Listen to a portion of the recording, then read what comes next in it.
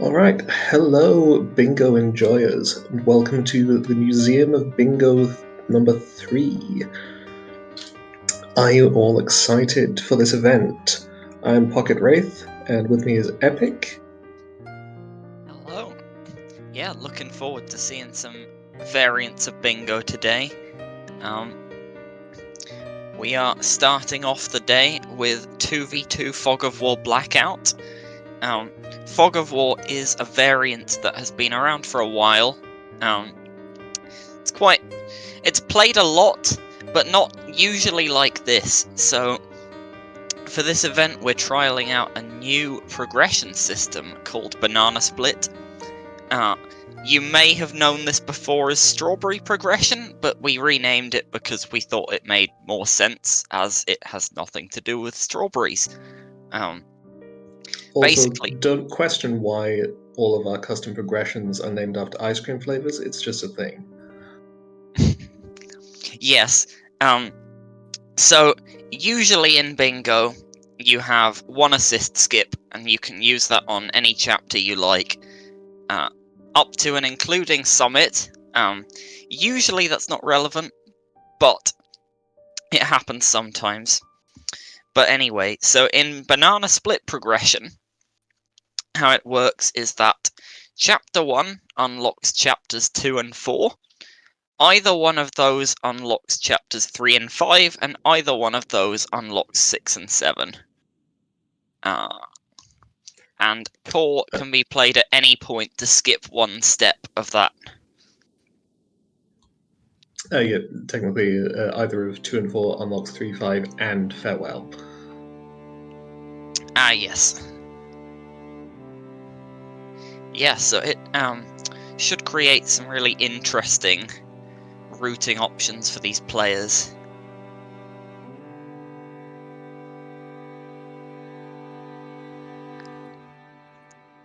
Yeah. So just to give a quick rundown of everything we're having this weekend, I'm not going to explain all the variants, I'm just going to list them. For the rest of today, we have our Fog of War to start off with. After that, we have Rotationally Symmetric Ktango. After that, Blind Masked Bingo, and then Twitch Plays Ktango, which, don't get your hopes up, is not actually an audience participation thing. And then tomorrow we will have Rocky Road Progression Lockout, Pocket Longo Co-op Blackout, Table Turf Bingo, Cheat Mode 2v2 Blackout, and Bingo But Hard to Read. Yeah. Any of these you are particularly excited to see, Pocket? I mean, other than the obvious one. So yeah, like, not to sound biased, but the two things I think I'm most excited about are the ones I'm involved in. Pocket Longo because I made it, and Table Turf not because I'm playing it, but I'm excited to be playing it because I think it's an interesting variant. I think it will scratch kind of a similar brain itch for me to Invasion, which I also really enjoy, but in a different way. Yeah, I think I am excited to see.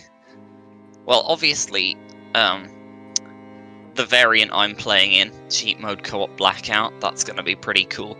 But the variants I'm excited to see are Bingo But Hard to Read, because I know that there has been some work going into this generator. I have not actually seen it yet, but it sounds like it's going to be pretty crazy.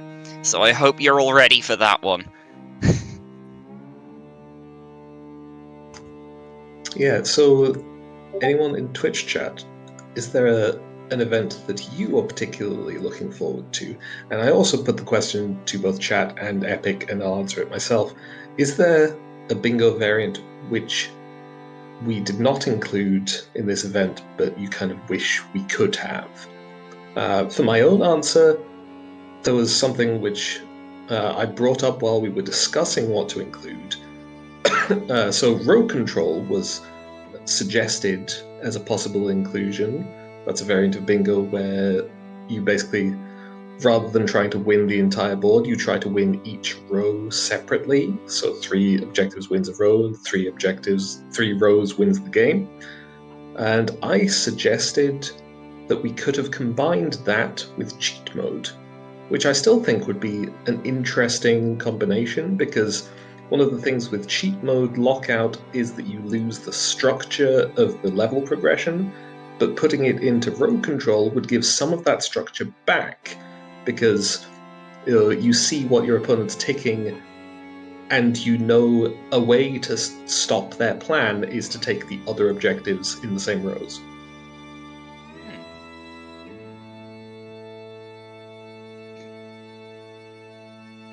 I see Crab in chat saying they're excited for TPK. Yeah, me as well.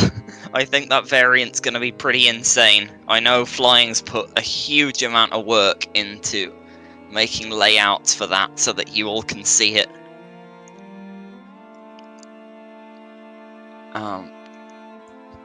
Yeah. Huge, massive shout-outs to Flying Ludicolo, who typically helps with restreaming and also tech stuff behind the scenes, who has continued helping with tech stuff behind the scenes, even though they recently came back from another marathon event, and where they contracted COVID. So I feel like it's not an exaggeration to say no one in the event org team works harder than Flying. We love Flying. Thank you for everything you do. Yeah, huge shout outs to Flying. We cannot overstate just how much you do and how little we would be able to do if you weren't here. So, yeah, hope you can get some really good rest.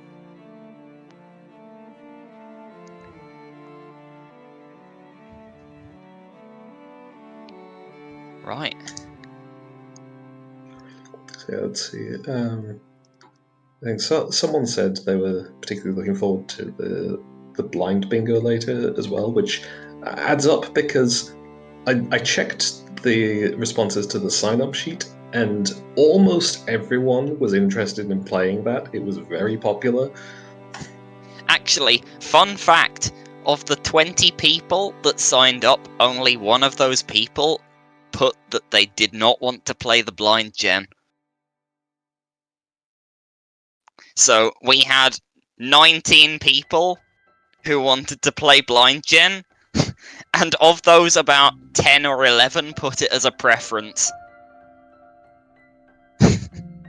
So it was pretty crazy. Anyway, I think we might be about ready to get into our game.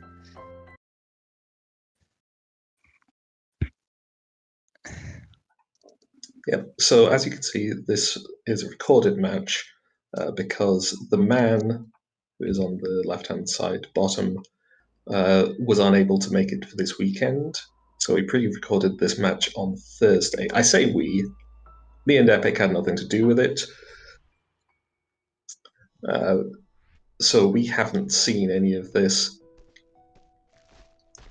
But yeah, so Fog of War, 2v2 Blackout. So both teams at the moment can only see the one objective on the bingo board that we can see, get a 1-up in 1A. But whenever they tick something, they will see all of the objectives adjacent to that. Something that is worth pointing out that you'll notice pretty immediately. Oh, Bullet takes a death in prologue. That's just... yeah, that's unfortunate. Something you will notice pretty immediately is that players are allowed to skip prologue cutscenes here. This is because, it's a pretty simple reason. If you only see one objective, you can't really make much of a plan. So we don't force people to sit through 30 extra seconds of prologue. Okay, so we see the man going for the 1-up for the green team, Mishi doing it for the pink team. Meanwhile, Bullet is playing Grabless 1A. So this obviously is a fairly standard thing in Fog of War. You do objectives which might be on the board just in case they are, especially if you're not going to lose a huge amount of time to doing them. So Bullet is gambling on the possibility that Grabless 1A might be on the board. We do see the man actually restarting 1A to get the 1-up again. Looks like he died. Yeah, he died with the first 2 berries, I think. That's quite unfortunate. Hopefully he can get this now. Okay, we see 4-winged.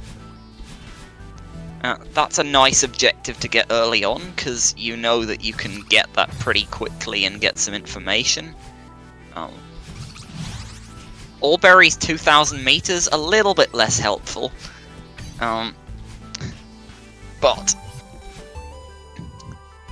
it'll be interesting to see if, knowing that there's some late summit, someone wants to play around that and potentially just play for progress.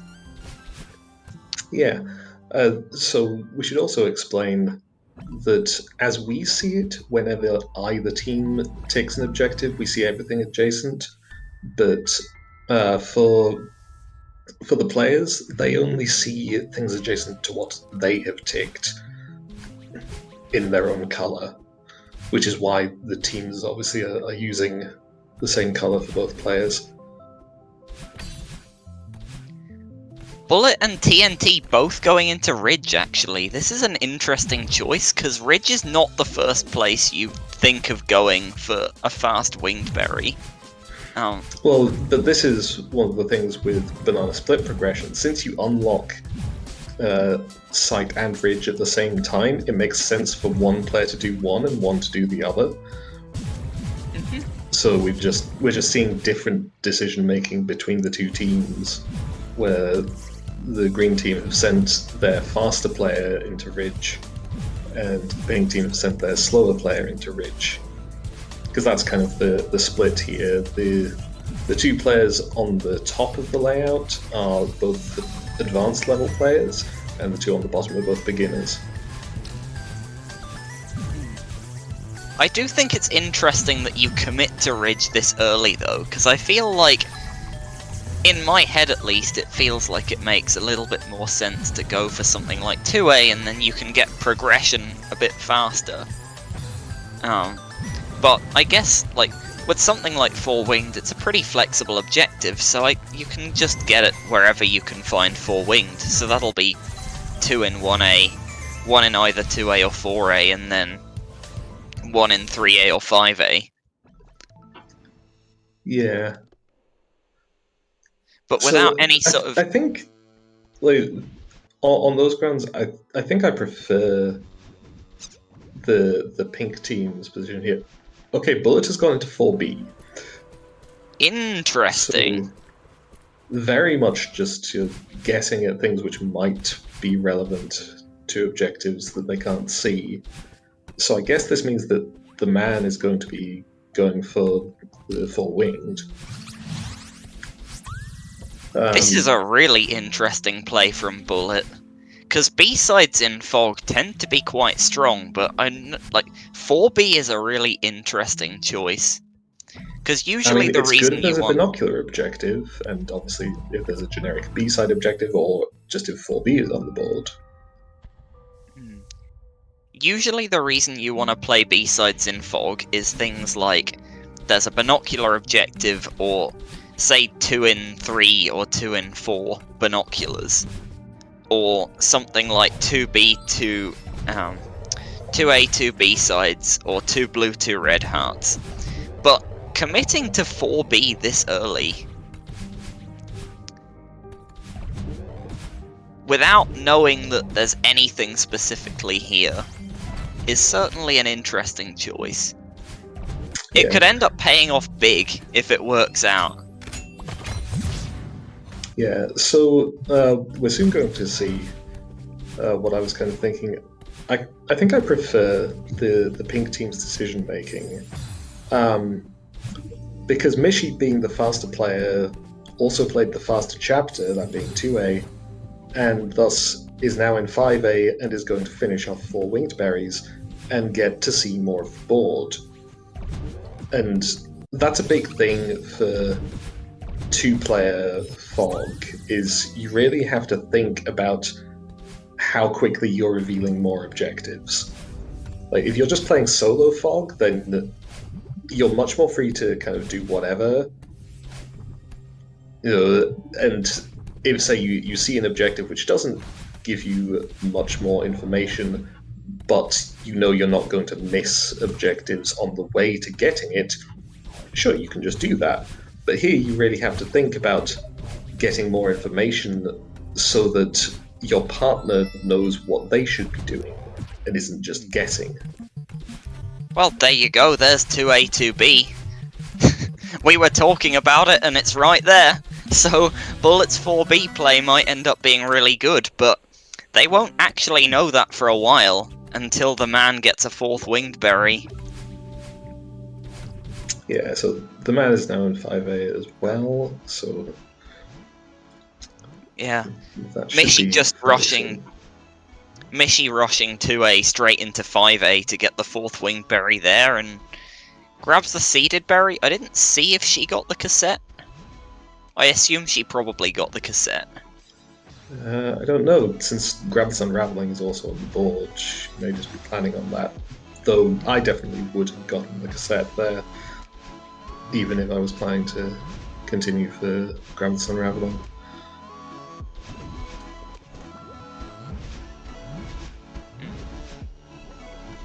Yeah, so something that we can see, actually.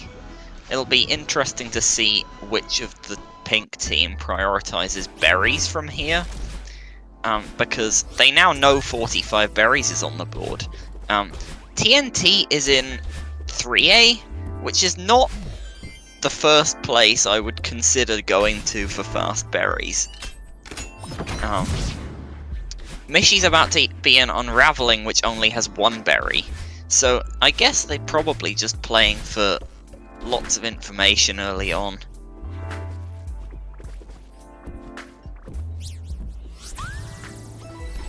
Okay, yeah, TNT does get... Yeah.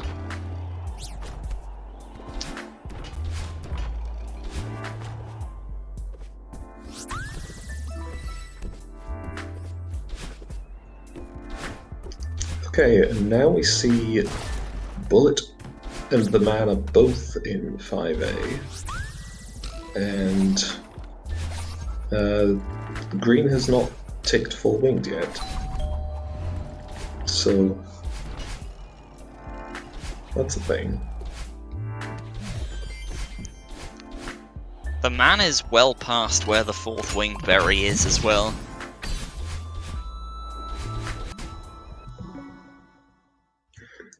Yeah, like, I was going to say, oh, you know, this could make sense if Bullet is planning to play 5B for 2A, 2B, but they can't see that objective yet.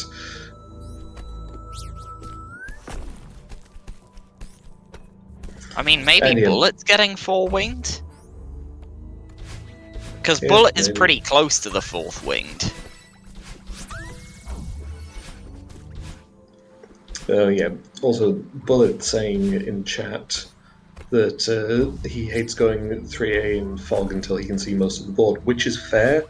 3A is really bad in Fog of War, just because there are so many objectives you can potentially miss in it. Most notably, if there's a huge mess order, and you do a different huge mess order that is not on the board, then you just have to play a very long checkpoint a second time. Oh, there we go. There's some interesting objectives. Now we have 5 winged. So that's a really big one to reveal now, because you can probably get a 5th winged very quickly from this spot. Mishi actually going up to talk to Theo? Usually if you're playing regular Blackout, where you can see the whole board, talking to Theo is something you leave until last, because you can tick the objective as soon as you talk to the final Theo. And Search Theo in particular is very long. It's about 30 or 40 seconds, I think. Do correct me if that's wrong. Yeah, the other 3 Theo cutscenes are all about the same length, and then Search is like 3 times as long. But in Fog, sometimes it can be good to just spend that 30 seconds to get information early, and with all 4 Theos being right in the middle of the board, I honestly quite like this play. I think you can get a lot of information if you can just rush that objective. It does require playing a decent amount of 3A, but also 5 winged exists, and there's a world where there's more winged stuff, so... Yeah. Also worth noting that with Banana Split progression, all 4 Theo cutscenes is not as bad of an objective as it is with normal progression. Because normally you have an assist skip and you want to skip either 3A or 5A because those are the longer chapters in the mid-game. But there are Theo cutscenes in both 3A and 5A. But with Banana Split progression, you don't have a skip to worry about, you just go into the chapters.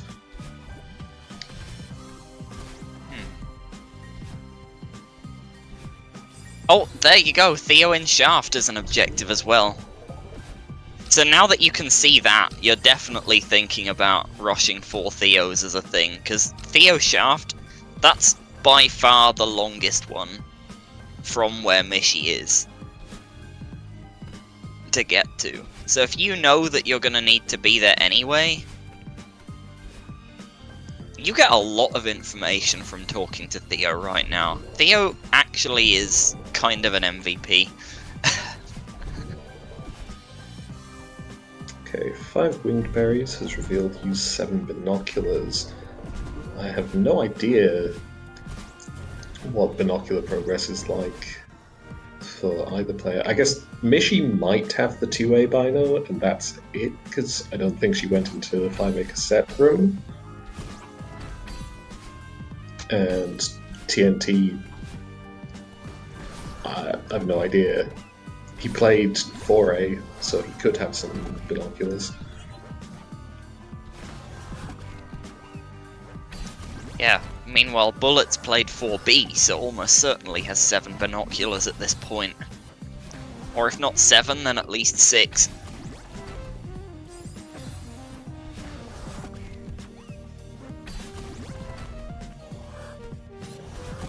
Okay, Bullet.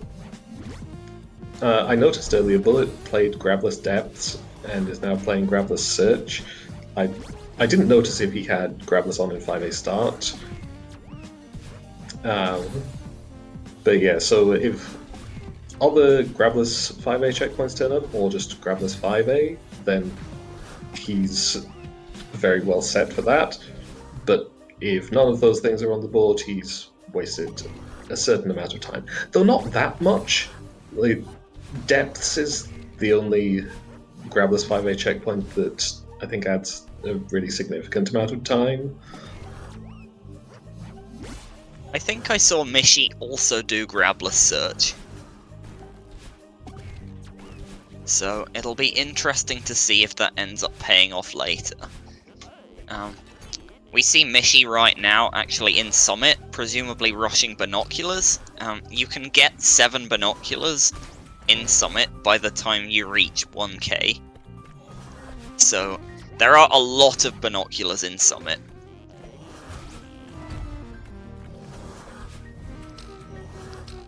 Bullet now going for Theo cutscenes. This makes a lot of sense.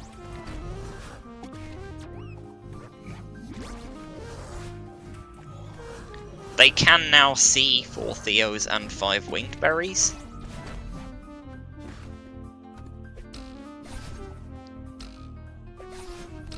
And 2A, 2B. Okay, Bullet is in 2A.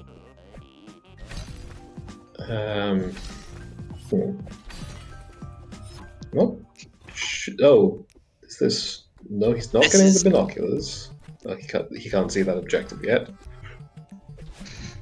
And he's not getting the cassette. So, is this a Winged Berry play or just a second A side for 2A, 2B? This is a play for the Winged Berry and Theo, I believe. Oh yeah, Theo as well. And another A side. Yeah, meanwhile, the man has finished 5B and is going into Summit. And the pink team has got to talk to Theo in the elevator shaft and found complete Pico 8 and get 3 keys and power source.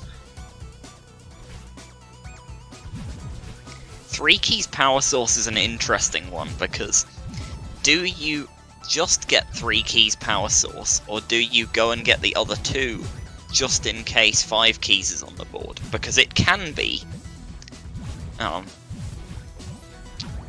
I mean, in this particular case, I think the answer is you leave it until late in the game, because it's in a corner, so it doesn't give you any information. Oh no! 7 binoculars reveals old site cassette and Bullet skipped it. That's really unfortunate. I mean, he doesn't know at this point of the game that it's there, but that's one of those where you gotta be... You'll be kicking yourself when that one shows up.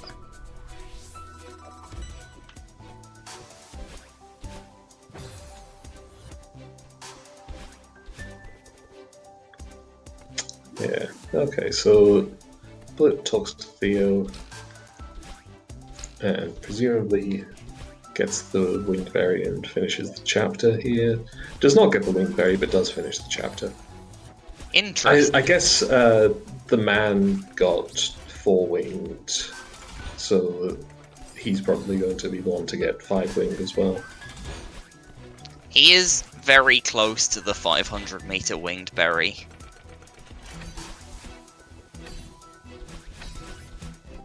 Oh, 3 A3Bs here as well. Interesting. And grabless depths. Well, that'll be nice for Bullet once he finds out that it's there. Whereas Mishi has to play the checkpoint again. Okay. Oh yeah, Bullet in chat noting that he plays 1B here for 2A, 2B because he doesn't know that site cassette is on the board. This sort of stuff is why getting your information quickly can be very significant. 1B here is a pretty reasonable play though, because it's a B-side that's relatively quick. There is heart synergy there. You know you're getting at least one objective, and it gets you... I just saw Bullets had 6 binoculars at this point, so this gets you to 7. Yep, which he can see now, because the man has gotten 5 winged berries.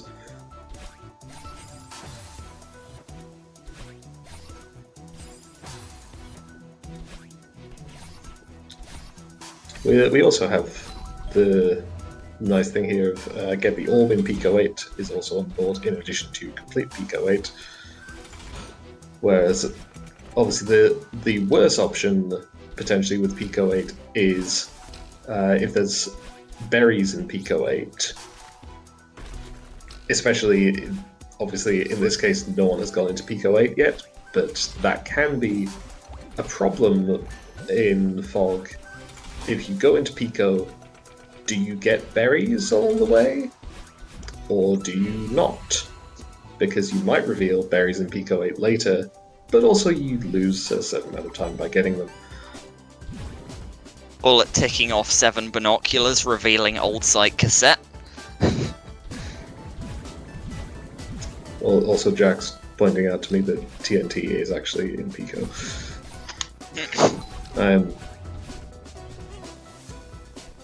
Okay, Blue and Red Heart and Golden Ridge. Bullet is, I think, getting very lucky with some of these reveals. Oh, that's huge. And 6 hearts. 6 hearts with 2A, 2B, 3A, 3B, and Blue and Red Ridge.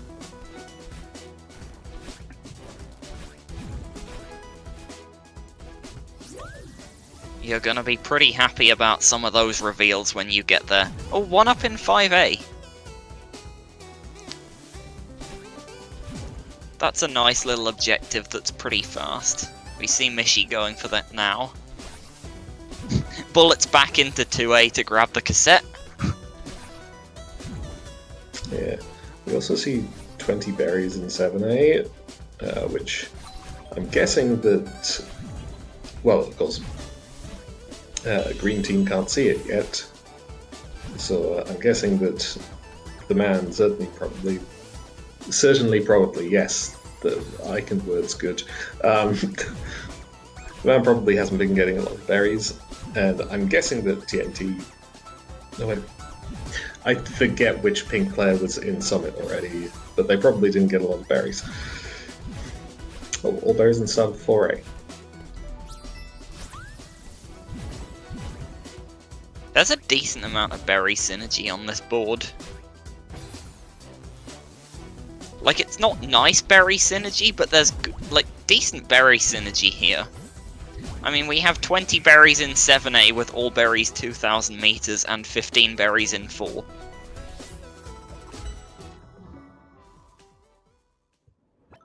Oh, and here Bullet is going for the 4A Blue Heart, even though he doesn't know yet that it's on the board. He can see it. He ticked off Sight Cassette, so he does have vision of Bridge Blue. And Grappler Steps, and right. Blue and Red Ridge, there you go. I missed that the Blue Heart was an objective on its own. He didn't have vision of Blue and Red and Ridge. That's a nice series of ticks. And also seeing 3A, 3B, so it goes into 2B. They don't have full board vision yet, but what they can see is almost everything.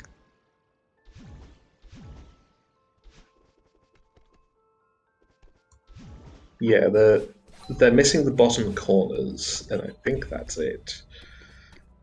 And I think the pink team is missing top left and 6 hearts they can't see. But everything else is visible.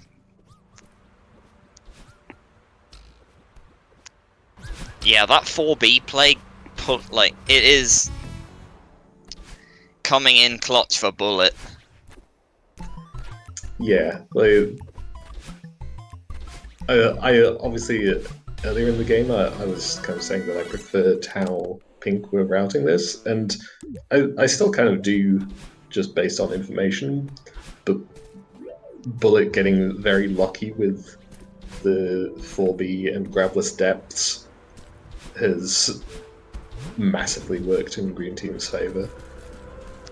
Yeah, because now we're in a situation where Pink Team haven't even started playing 4B, and Green Team already finished 4B, and 4B is not an unreasonable chunk of time to commit to. So it's nice knowing that it's there and also seeing 3A, 3B, because it means that when you go for that, you can have some confidence that it's useful for something beyond just one thing. But yeah, that's a pretty huge swing.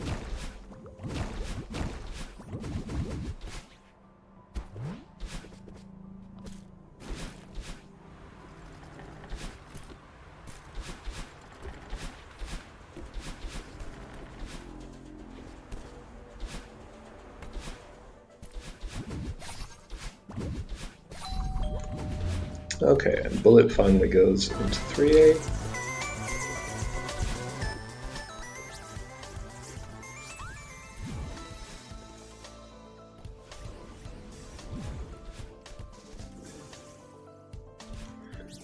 And switches on Grabless in start. So this is something which I think I would definitely not do at this point.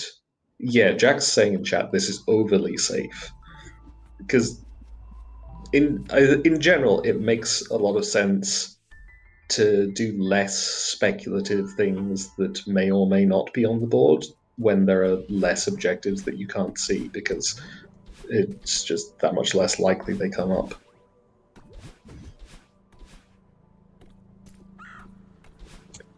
Okay. Obviously, in theory, if you've memorized the entire generator and know what tier everything is in, you can check if you've seen an objective in the same tier as grab the start of 3A, but no one has thus far actually done that. Yeah, most people playing bingo don't go to the lengths of memorizing the entire gen. You can if you want to do that and you want a competitive advantage, but I wouldn't typically recommend it.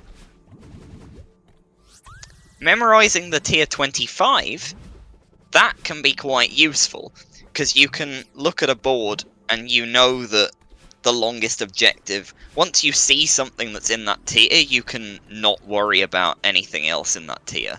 That can be quite useful. But just from the point of view of you want to play bingo, yeah. If someone wants to do that, you have my respect, but it's a little bit too far for me, I think.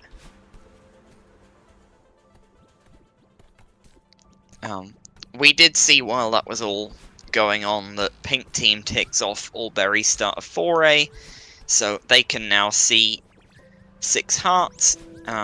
We see TNT in 4B. Makes a lot of sense, because I think he already has Ridge Blue Heart. Yeah, the man is also going for 4A start berries. Should be done soon. Oh, and Pink Team now has full board vision.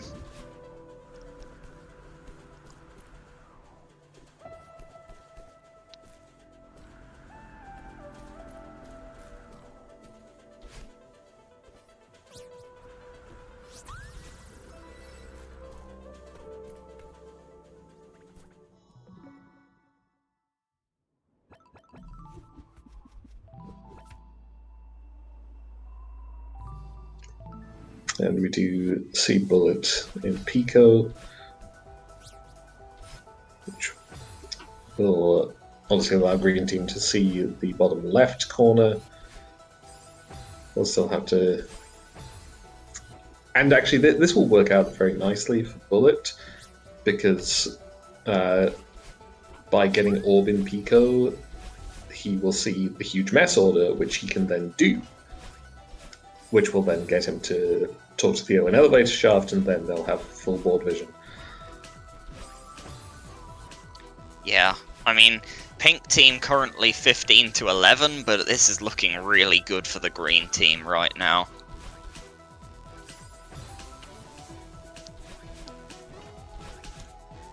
Yeah. So, thinking about it, the other thing, which I think really worked out for Green Team, or actually, no, it's not so much that it worked out well for Green Team as it worked out not so well for Pink Team. Maybe a bit of both. Is the 4 Theo cutscenes. Like, even though we questioned the decision earlier to have both Bullet and the man go into 5A and neither into 3A, it means we end up in the situation where,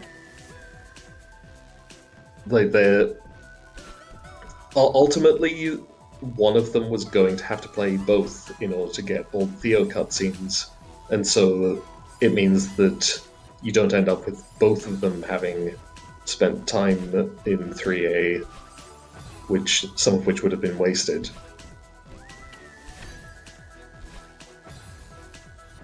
Yeah, just having that flexibility where either one of them can go and get the Theo cutscenes is really big. Because it means that you don't have to worry about, oh, this, like, I've done this, and so I need to finish this off, so I need to also do that, and now I'm trying to do too much stuff at once. You have the flexibility to be like, okay, we've both played 5A, which means that either one of us can go back for 3A at some point, if we need to. And it doesn't then force one player into a specific route.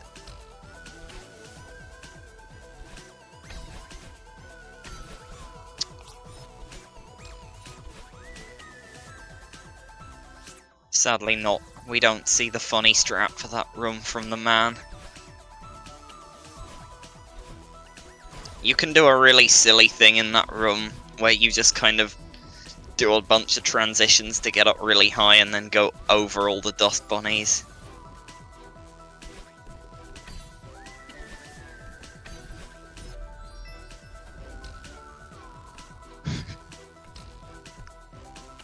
Bullet says in chat, Meta Gloria strat.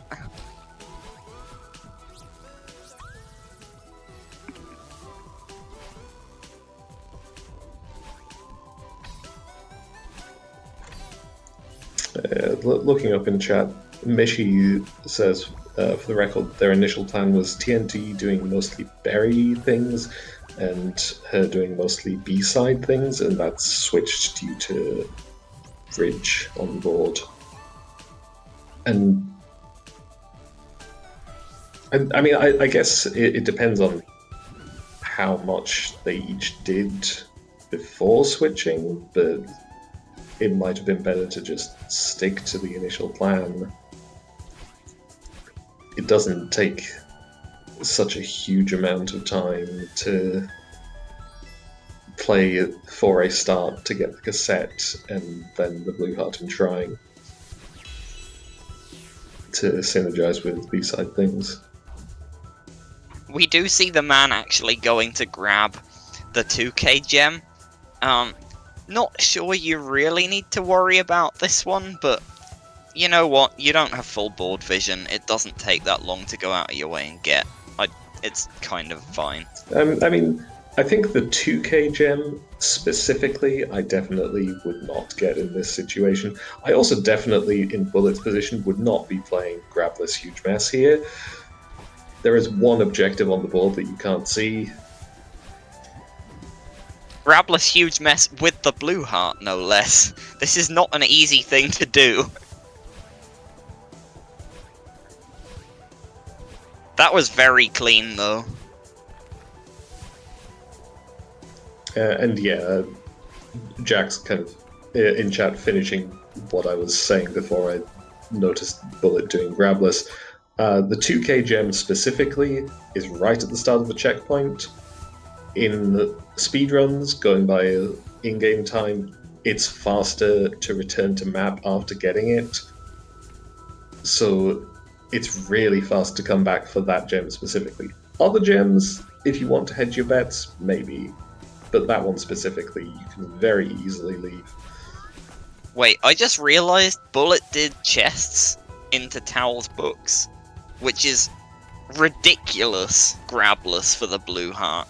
I don't know, if you've ever tried that strat, if you ever do mess grabless, do yourself a favour and don't try and get the Blue Heart after chests. It is absolutely terrible. The strat is awful. It looks really cool, but it's really hard. So, fair play to Bullet for going for that and hitting it in bingo. Because that's not easy. Yeah, I was honestly a little surprised that he didn't end up giving up, but yeah, he got it.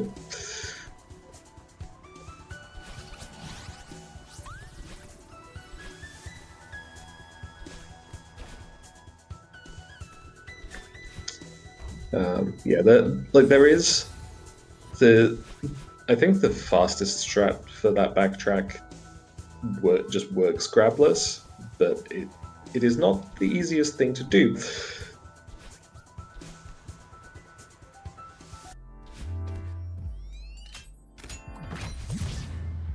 Bullet saying in chat he finds it funny how he has 3 B-sides but not 3 A-sides. His fastest A-side to finish is 5A. I was actually wondering what he was doing in Rescue, but yeah, that makes sense.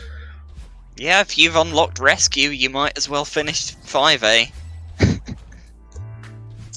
Although, the other part of it, that kind of makes sense to me, because I've come across it more in Lockout, but I think potentially even more in Blackout it can be relevant that 2 A-sides and 2 B-sides tends to come quite naturally. 3 A-sides and 3 B-sides, you often find that you are missing your 3rd A-side rather than your 3rd B-side, because you sort of expect to get the A sides by default, and then you actually don't because you've been playing B sides to try and get 3 A sides and 3 B sides.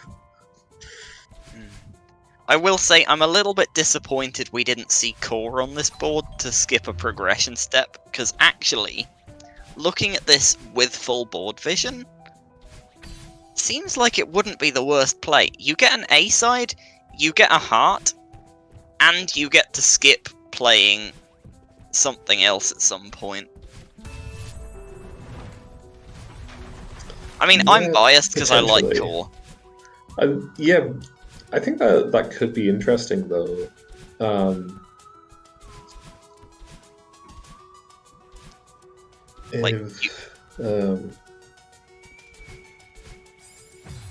Yeah. So it would mean like whoever does the B side and heart objectives then cannot be the same player who gets the Theo cutscenes for that to work out.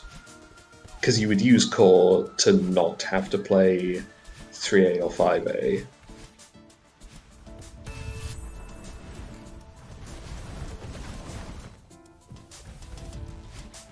Yeah. I mean, obviously I'm biased because I am a core enthusiast, but it's interesting to think about, because with core being able to skip a progression step, it is another interesting feature of the progression. And so, as we explained at the start, core can skip any of the progression steps. Realistically, like probably 90% of the time, you're only going to use it to skip having to play 3A or 5A.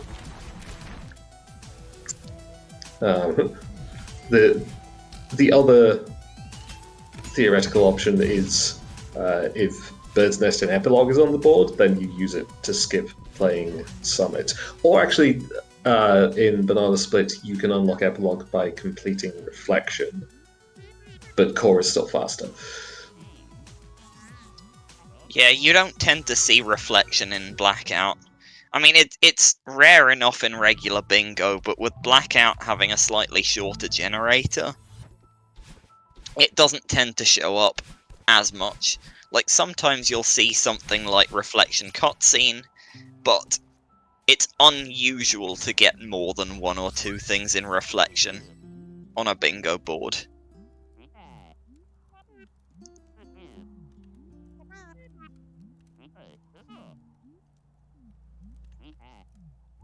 And yeah, a little conversation happening in chat that Green are currently not ticking objectives, even though they have them. Because, like, ultimately, in Fog of War, once you can see the entire board, you don't really have to keep ticking objectives. You can just leave them and tick everything at the end. I guess maybe given the slightly competitive aspect of this, maybe they're trying to mind game their opponents into thinking they have less progress than they actually do, which would seem a bit much to me. Maybe they just can't be bothered to move their mouses to tick the objectives.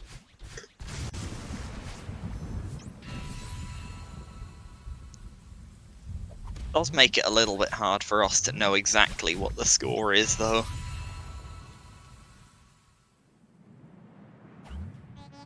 Yeah, because the score is apparently 22-13, but actually it's not. I'm guessing like they have to be pretty close. This has got to be very close.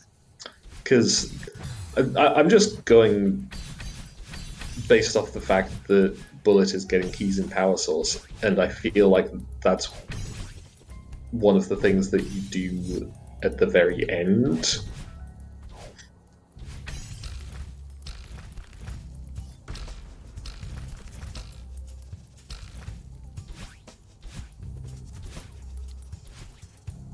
Yeah, I mean, for all we know, Green might be just about to win.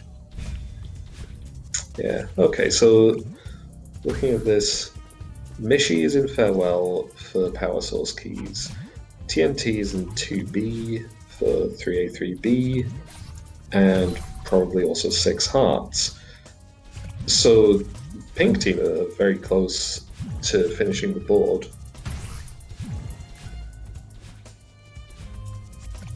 Oh, and we see Tick starting to come in on the green team. Bullet is in Search, so presumably he's about to finish all 4 optional Theo cutscenes. Wait, is that it? That might be it.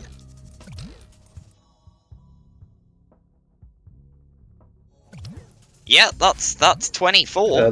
Look, And the yeah, man's about to get a 1-up. The man has to. Yes, the most exciting bingo moment is 24, 22, and 1-up in 5A is on the board. Okay, well that was unexpected.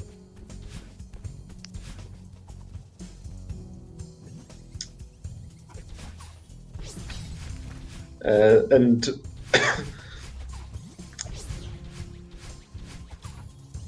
Bullet clearly, well, since Bullet's VOD cut, I guess it's possible that he is actually also going for the 5A 1-up to just see whether he or the man gets it first.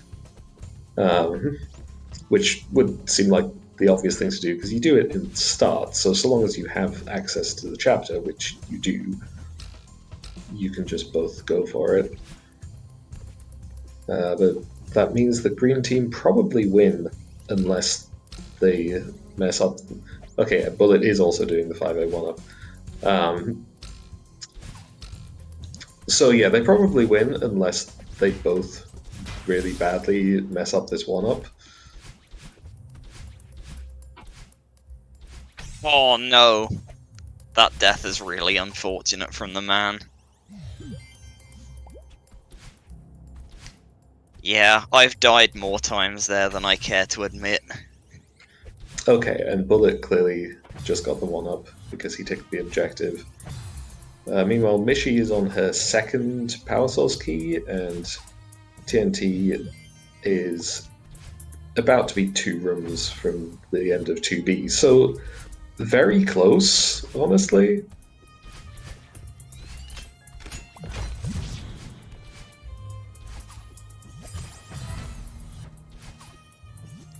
That was a lot of speed flying into those spinners for Mishi. Yep, there's 3 keys. TNT's about to be done with 3A, 3B.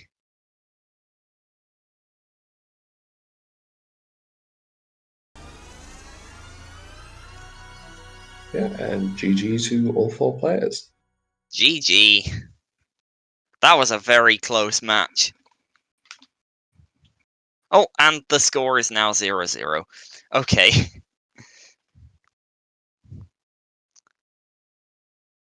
Well, that was a fun game. Hope you all enjoyed watching some 2v2 Fog of War.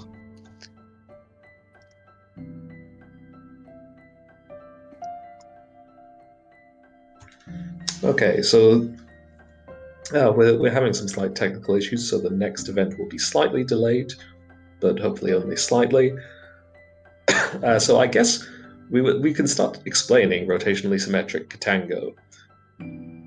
The commentators who come on for that event will also probably have to explain it again, because it's one of the weirder things that we have in this event. So, rotationally symmetric Ktango essentially means you have 4 players playing 2 games of Ktango in a circle. So each player is routing another player and can see the bingo boards and tick for them, and is also being routed by a different player on another bingo board which they can't see. And the goal is to win both the board that you are routing and the board that you are executing. Yeah, which can lead to some pretty crazy moments.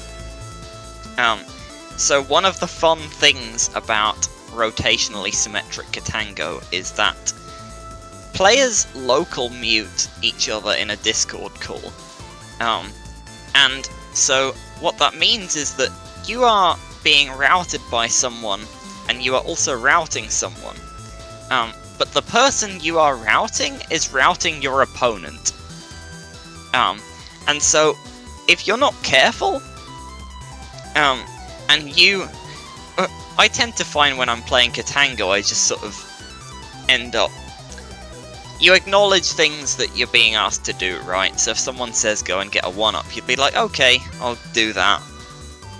But the problem with RSK is that if you say what you're doing out loud, then the person that you are routing knows where you are and knows that they can tell your opponent to not do that.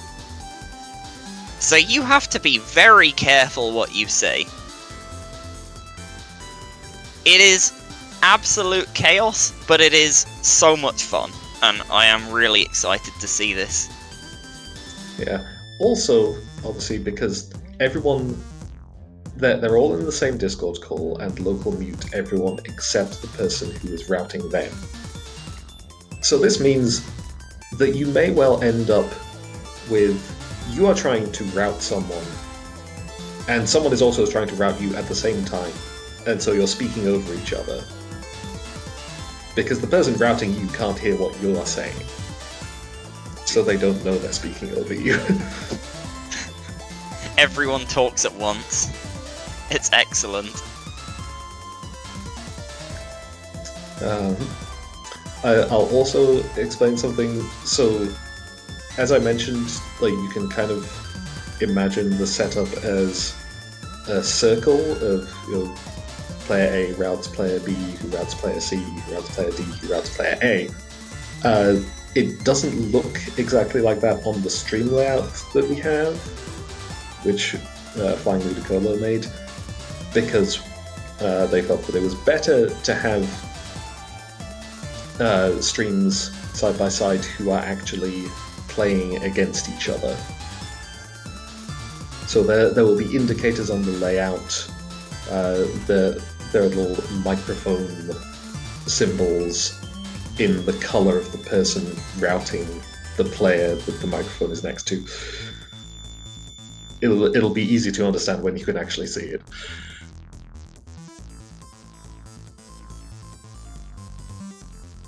Yeah, I think we're all in for a treat with this variant.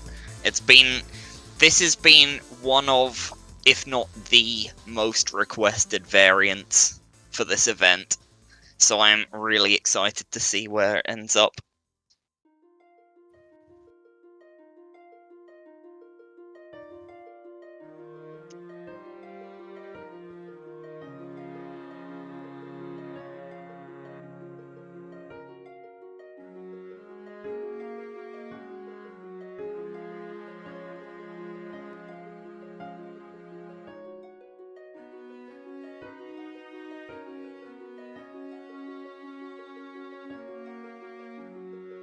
Yeah, I don't believe we're gonna have live comms from the players.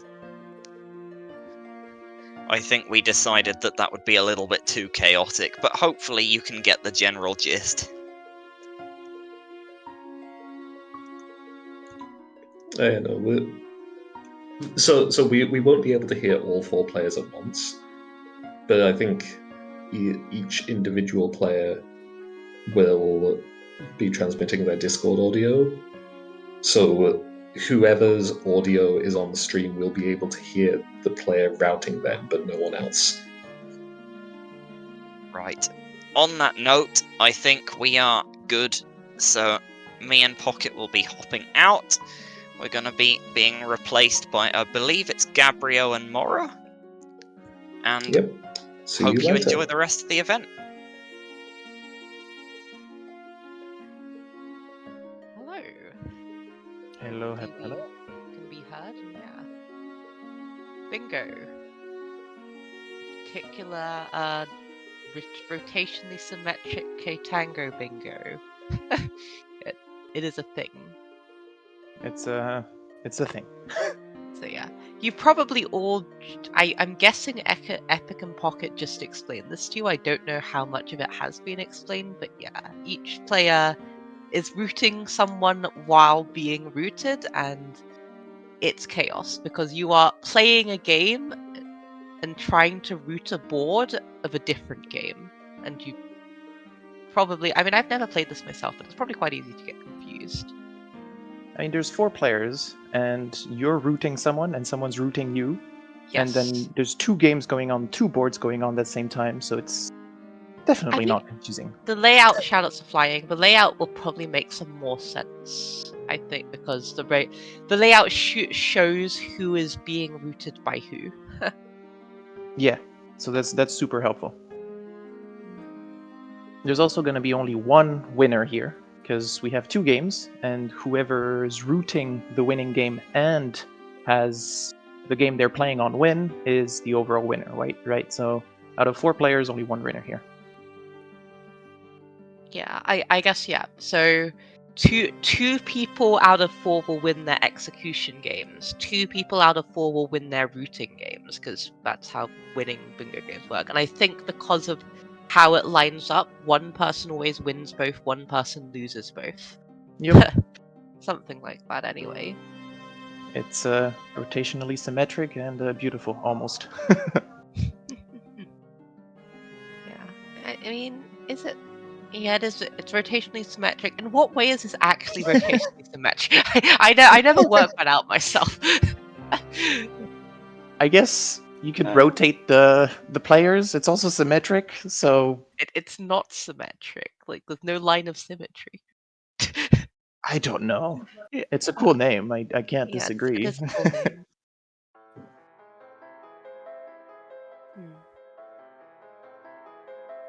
If you rotate the diagram, is there a diagram? Oh yeah, the diagram is There's a funny diagram somewhere,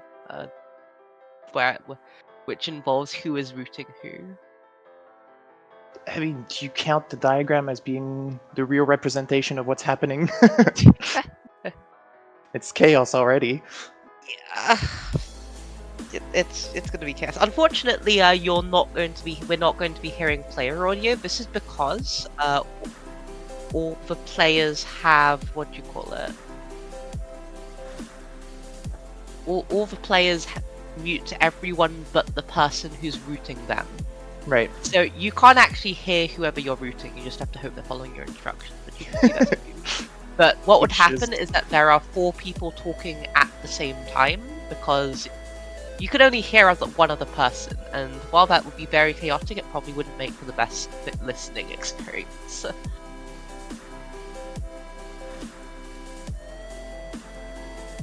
Yeah, unfortunately, trying to listen to 4 people talking at the same time is difficult. You can try and focus on one person, but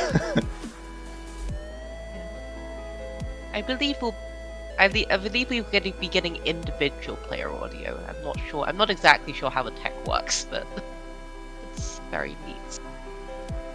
Also, I believe how it's going to work is that because of how we want it to be symmetrical and easy to see, we're going to have some diagonal routing going on. So one player in the diagonal, like top left, is going to root the player in the bottom right, which might get a little confusing, but it'll be easier in the end. Right, because it's because of how the boards work. Because normally the boards are on the diagonal. Explaining this is not actually going to be confusing. We're going to have to wait a little bit before we see the board and try and explain it, which will not work, but maybe just a little. Just a little. But yeah, no. Today is what we might be calling the Tech Chaos Day, because there are too many things happening. I believe there's the event after this is the blind masked bingo, where the players are masked. So masked bingo is when no one knows who the players are. And then blind on top of that is that both players are going to be playing on a generator that neither has neither of them have seen before, so no one actually knows what's happening. Kind of feels like this one almost, you know. No one knows what's happening here either. That's true, but no one knows what's happening, but you can kind of know what to expect, I guess, whereas no one knows what generators. Like the True. generator being made by Reed, who is going to come on. And they try and talk through the generator. Yeah. And then after that we have Twitch Plays Ktango, which Does I not think- involve Twitch playing. well, it kind of is. It's literally like basically each player has their own board or something, and they're trying to get the one player to get like objectives on that board. But in order to get that one player to do anything, you have to have a majority. So Yeah, it's kind of weird. You can veto other people's, like, there's a whole like system. it is literally like Twitch Plays. It's like if 3 people make a command, then or something like that. So I'm sure the details will be made clear when that event actually happens. Yeah, new generator. Actually, I think what 1, 2, 3, 4, 5 of the 9 events have custom generators. Wow. Yeah. Yeah, it's kind of insane how much work goes into all of this. Please shout out to everyone there. Shout out to all the event organizers, all the people who even just make the list, make up their stupid variants. Because for all the stupid variants that did make it in, there's another stupid variant that didn't make it in. Yes. Probably more like 5, but yes. Yeah. I mean, there's actually a list here of good variants. Oh yeah, there's one variant I can talk about is Ktango, but the router talks in a different language. So regular Ktango, in case you're not familiar, is just, well, I guess it's kind of this, but where one router roots a player who can't see the board and gives them instructions, except the instructions come in a different language, so you kind of have to use very broken language. So, Oh my don't know. god. I've never played it, but I've heard it's a lot of chaos and a lot of fun. I can't imagine just trying to listen to a language that you can't understand and just trying to bingo Celeste. Anyway. Yeah. Oh, FM. The players can see the routers can see their players' streams. That's how they're watching. It does Yes, seem like but- we're ready, so I think we Yeah. can try and swap over.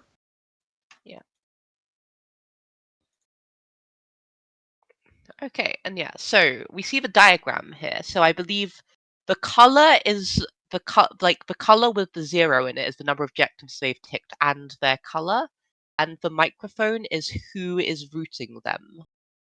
So Julot is routing creep on top board, and Ninja is routing random on bot on top board. That's one game, I think. Yeah, I think you are right. I don't remember quite the order, but I believe that's the case. And then on the bottom board, creep is routing Ninja, and random is routing Julot. Something like that. So yeah, what are on these boards?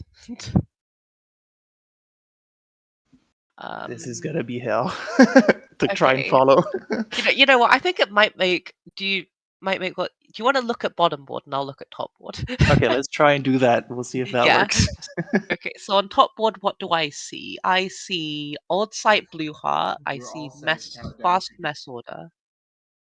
I see. I'm not getting a reveal countdown. Revive 5, 4, 3, 2, 1, reveal. Oh, they're starting. Okay. So that's Random's voice. So right now we have Julot's audio.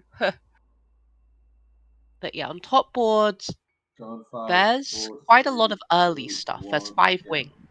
So 10 berries and 3A, all berries and huge mess, towel chairs, perks, 5 wings.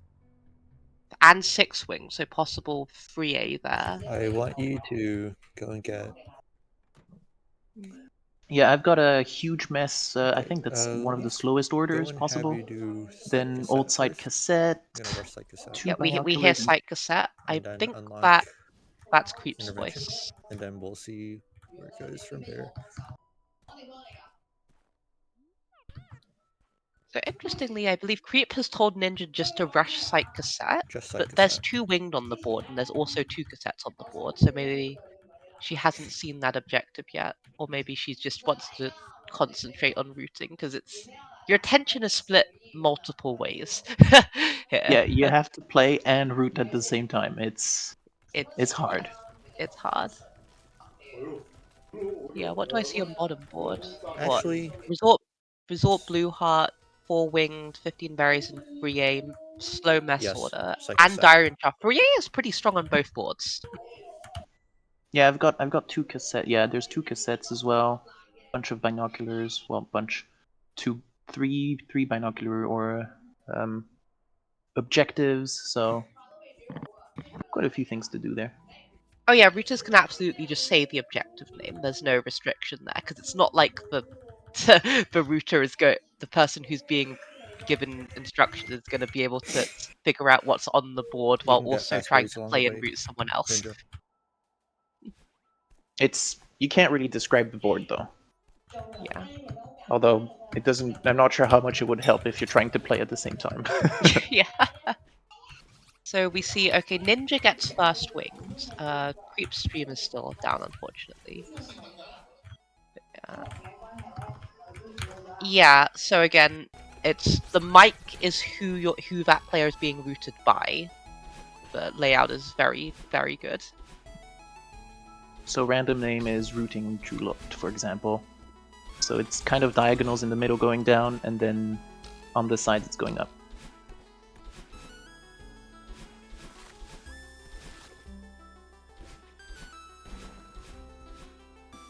Oh, purple screens. Yeah, I guess on random name we see any percent with winged, which makes sense because there's not that much in 1A on the first board. And A, we have creep back.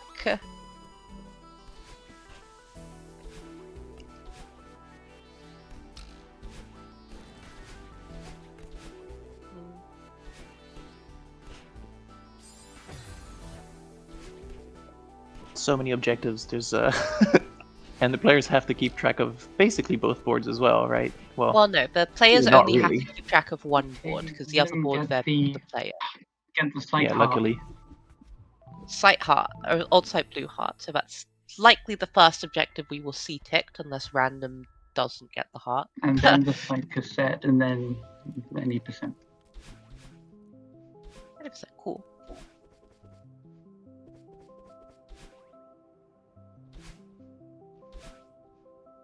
Yeah, is sight cassette on the top board, or is Ninja just getting that to be safe, or is Ninja... Wait, Like, no, 2B first pass. Yeah, okay, so old sight B-side is on the board. Interesting. So that's Julot completing the objective. Wait, and old sight blue heart goes pink. Wait, did random name not get the heart, or did Ninja forget to tick the objective, which is something that's very easy to do while you're trying to focus on, because old sight heart is not something you ever delay unless you have a soul read. Yeah, meanwhile on the bottom board, Julot gets old sight cassette. A random game going for the cassette as well. Yeah, Ninja told random name to do 2B first pass, which I don't like, but again, it's hard to critique routing decisions. Oh no, not doing 2B first pass. Some instructions were given while we were not on their audio. And is Creep going for a 1-up, or is Creep just getting berries quickly? Are there 1-ups? Yes, there is 3 1-ups on the top left board. So Julot has presumably told Creep to try and get a 3-up. Is that how much stream delay there is from random to me? I set into 2B like a minute ago. We've also got 15 berries in 5 chapters here on the bottom board. So we've got a Oh, bunch yeah, and of get one berries to bind. collect. Really moment.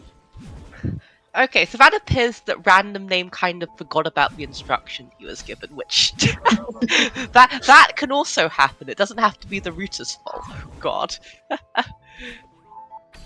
If the router doesn't get it wrong, it's the player.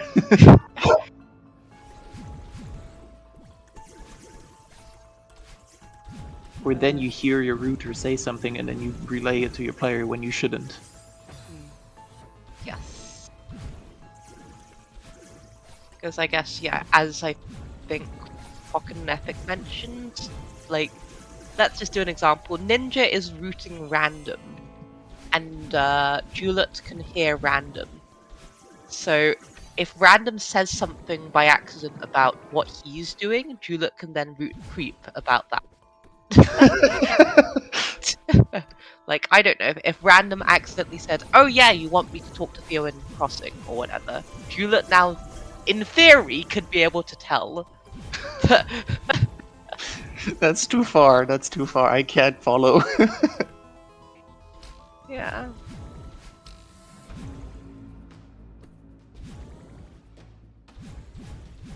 Yeah, what Daniel Epic in, then and then into 4A get blueberries and stuff.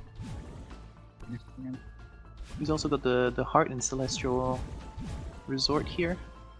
Ooh, interesting. So Creep tells Ninja to play 3A, because there's a lot of things in 3A, but Random tells Juliet to skip. What things are there for skipping? 4A on the 3A on the bottom board. There's Stun Seekers, there's 3 Seeded Berries. And I guess there's 35 berries. I'm not sure if Juliet has been getting berries so far.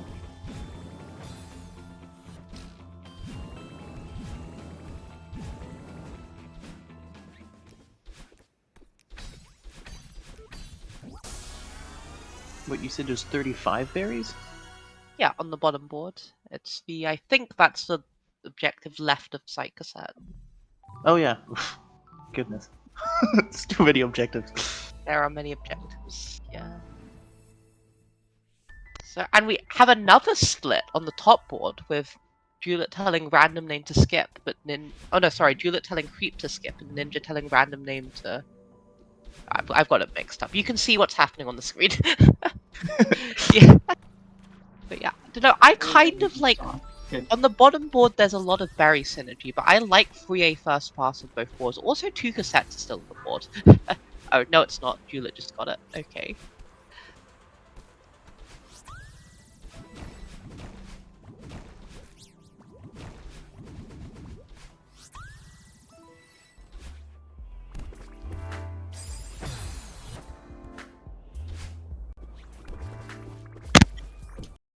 So right now, according to the scores, that'd be Creep winning?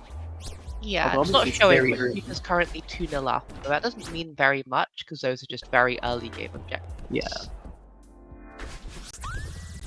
Let's see, I mean, 3A has like 4 or 5 pretty easily gettable objectives on both boards, I believe, from my first pass of reading both of them.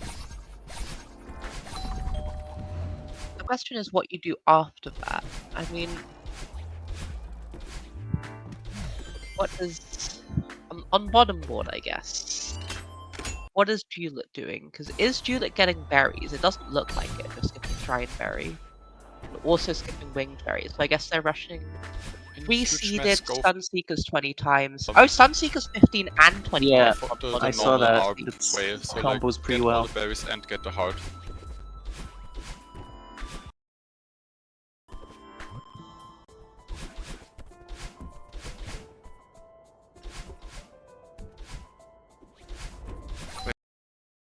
Huh?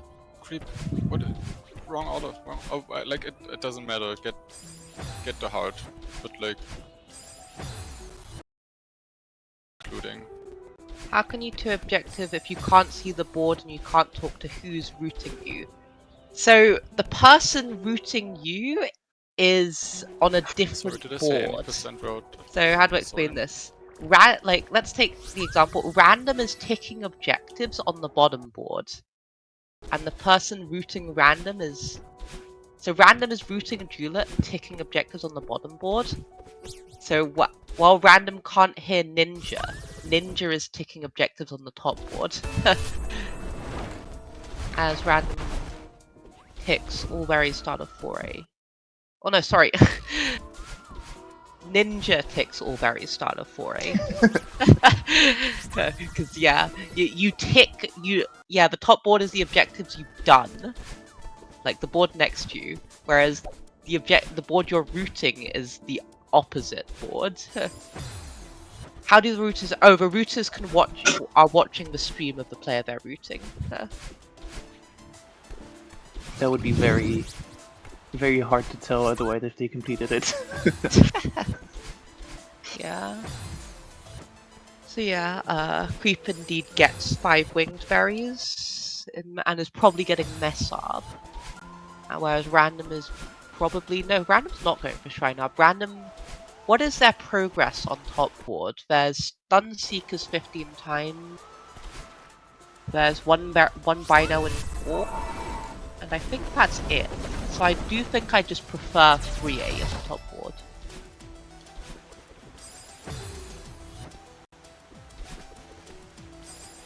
Yeah, there's just noticed Stun Seekers on the top board as well, so I hope they don't get too confused.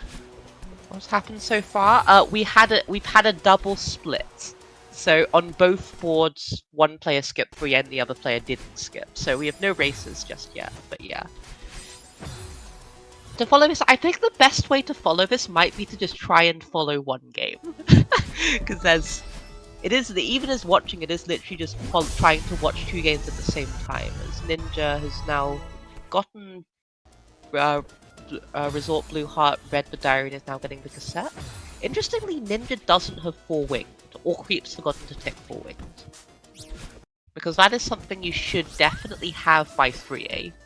And you should also have it by 5A. I think both routers might have just forgot 4 winged was on the board, which, again, easy thing to do.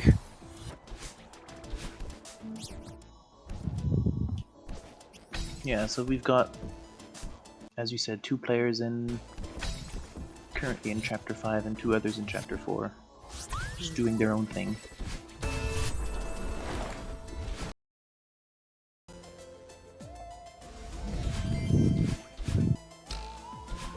Could you show me the As berry Ninja count? quits out to get winged berries, okay. Very nice. So Creep realizing that 4 wing is on the board and quits out at sweet. And then there's the tick for 4 wing.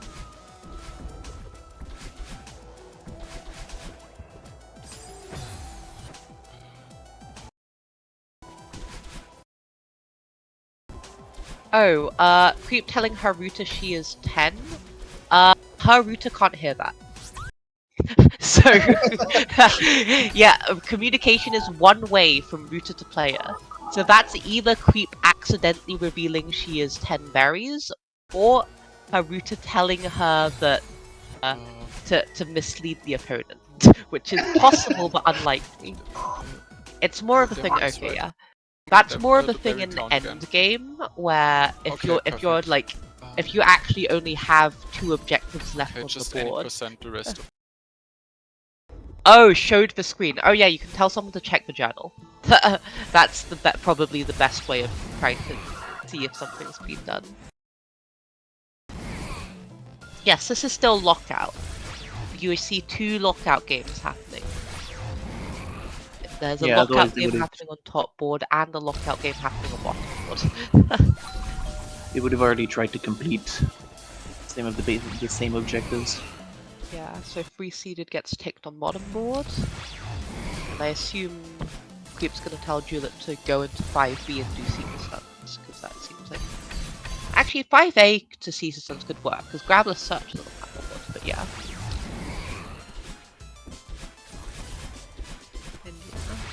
Top board, well, I mean, it looks a little one-sided, but anything can happen.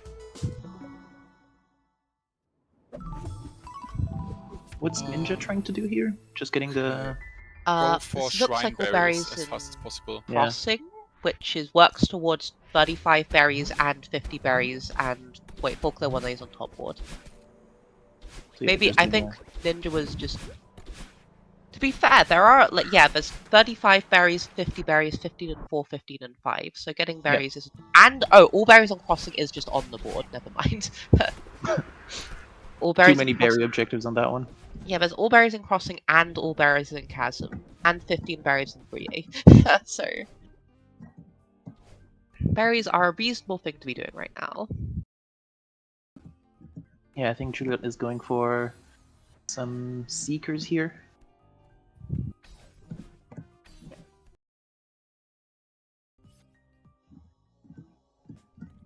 Oh no, Mrs. Oh, Bub's missed. drop.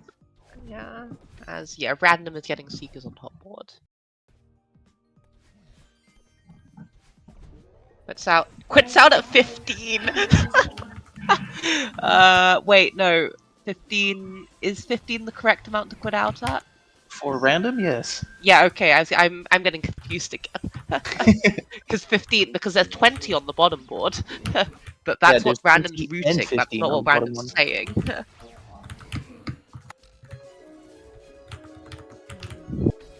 And now talks to Theo in crossing.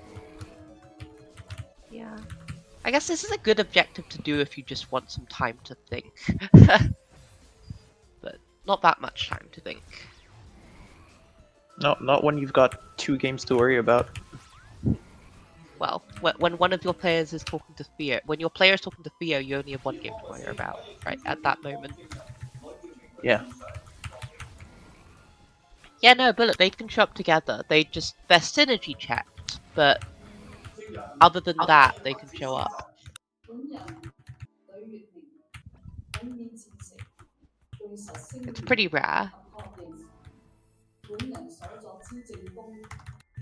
As Creep is doing Shrine Arb. Dude, just rush. Why is Creep? I guess 90%. as Shrine Arb 40 berries. Might as well. And you know that Random has already played 4A, so decent objective to be going for. There's a lot in Temple on the bottom board. Juliet is in Temple. Juliet is about to get the Seeker Stuns. Yeah. The only thing in actual 5A is Grabless Search, I believe. So... Whereas 5B has a Bino in it. And is faster progress, I think. Yeah.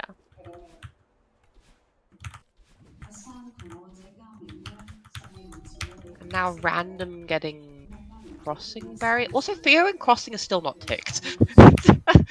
So I'm not sure if that's probably not a delay. That's probably that's probably Ninja forgetting about it? Question mark. Yeah, especially in this kind of lockout, you really don't want to forget about ticking stuff. Yeah.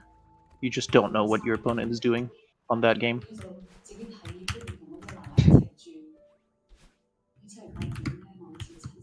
Yeah, I guess Random's getting a blue heart for progress towards 5 hearts, 1A full clear.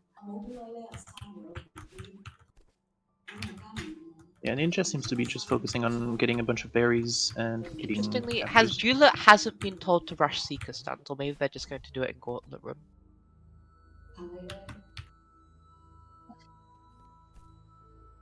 Because you do get a lot of Seeker Stuns on the way in 5B anyway, especially if you're bad at the chapter.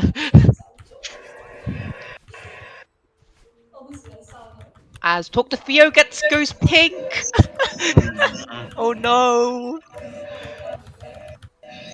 Yep. That's why you don't want to forget. Second objective that has gone pink after yellow has done it. This is very sad. Could be 5-4 to yellow right now. I'm sorry, Random. Yes, Random did this about, I think, a minute or 2 ago. After. I'm sorry because I'm not good at Ktango and keep forgetting to tick objective. As on bottom board, all berries and crossing does get ticked eventually.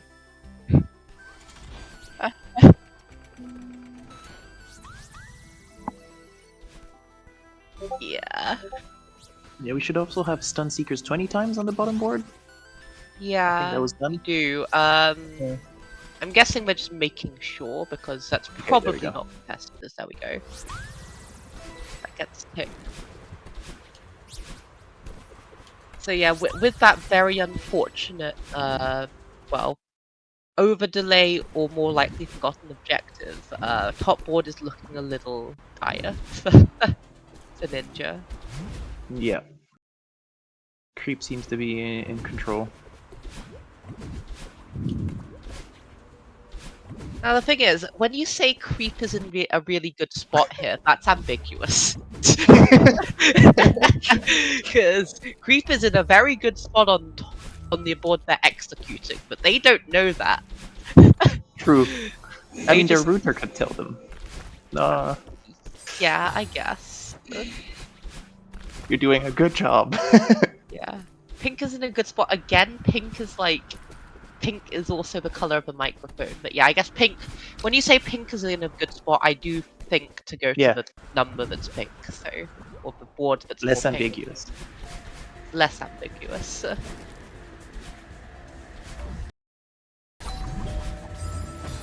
Although, in theory, creep is still winning generally. Just not by a whole big margin on the second game. Yeah, I actually, I prefer blue's position. I prefer creep rooting. Wait, no. If pink and purple are winning, that means that. That means the creep is winning. Yeah. Yeah. No, now it's tied. But no, because purple is being rooted by random, so creep would lose bottom board if blue is winning. But pink and purple winning means Julie is winning. This is confusing. Yeah. But no, I think it is actually creep winning because it's now blue and pink winning. Trans rights. Right. Okay. Okay, we'll skip 5A. Creep is rooting Ninja, so yes, creep is goodness. being rooted by creep. Wait. But they're ticking. Hard in The 6A. person ticking the board is the person with the mic of that color. Yes. Wait. No. No, the person. Wait. Yeah, the person ticking the board is the person with the mic, correct? Yeah. Yeah. And So yeah, no, I it think, wasn't. Say get the last But now it's winner, tied. yeah. So yeah, and I'd say blue has a better advantage because there's a lot of berry objectives on modern boards. And yeah, Ninja has 30 berries out of the 35 needed to get an objective. But yeah, it's like, as Bullet says, likely creep or Julep win just because creep is 8-3 ahead. Well, yeah, pink is winning against yellow 8-3. yeah.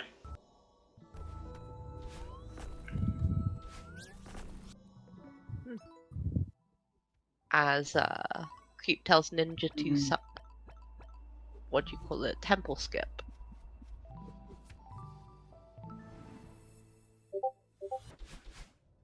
Random, how many berries do you have?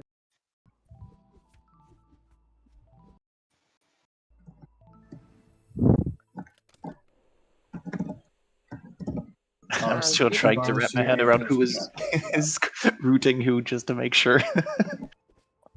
Yeah. Don't go projector, just do What that. is there in 2B? There's 2 binos and 3 chapters, which I guess you get immediately if you have 4A and 7A access. And there's 6 binos and B sides. And use 9 binoculars, although that's better in Summit. I'd probably prefer Summit here if you have Summit access with 0 meter and 0.5 meter gem. Not 0.5 meter. 0.5k is what I meant to say. Yeah, we seem to be going for blue hearts there. On the pink side game? Before I say the wrong one. Creep is side. getting some hearts here. Also, wait. Random has Summit access, or one of them is Summit access, but 1 and 4 doesn't tick. I guess Binos kind of fall by the wayside in this, because 1 and 4 is normally an objective you get before Summit. Yeah, so that's 2 objectives done with the hearts there. And yeah, creep now just Judy just needs to now root creep into 3 more objectives, which is what, Summit cassette 5 gems and Summit 1 Bino and 4. Or even just like Grabless 5A sides. There's a lot of win cons there. Whereas Ninja's routing position with random is a little more dire. Bottom board is very interesting though.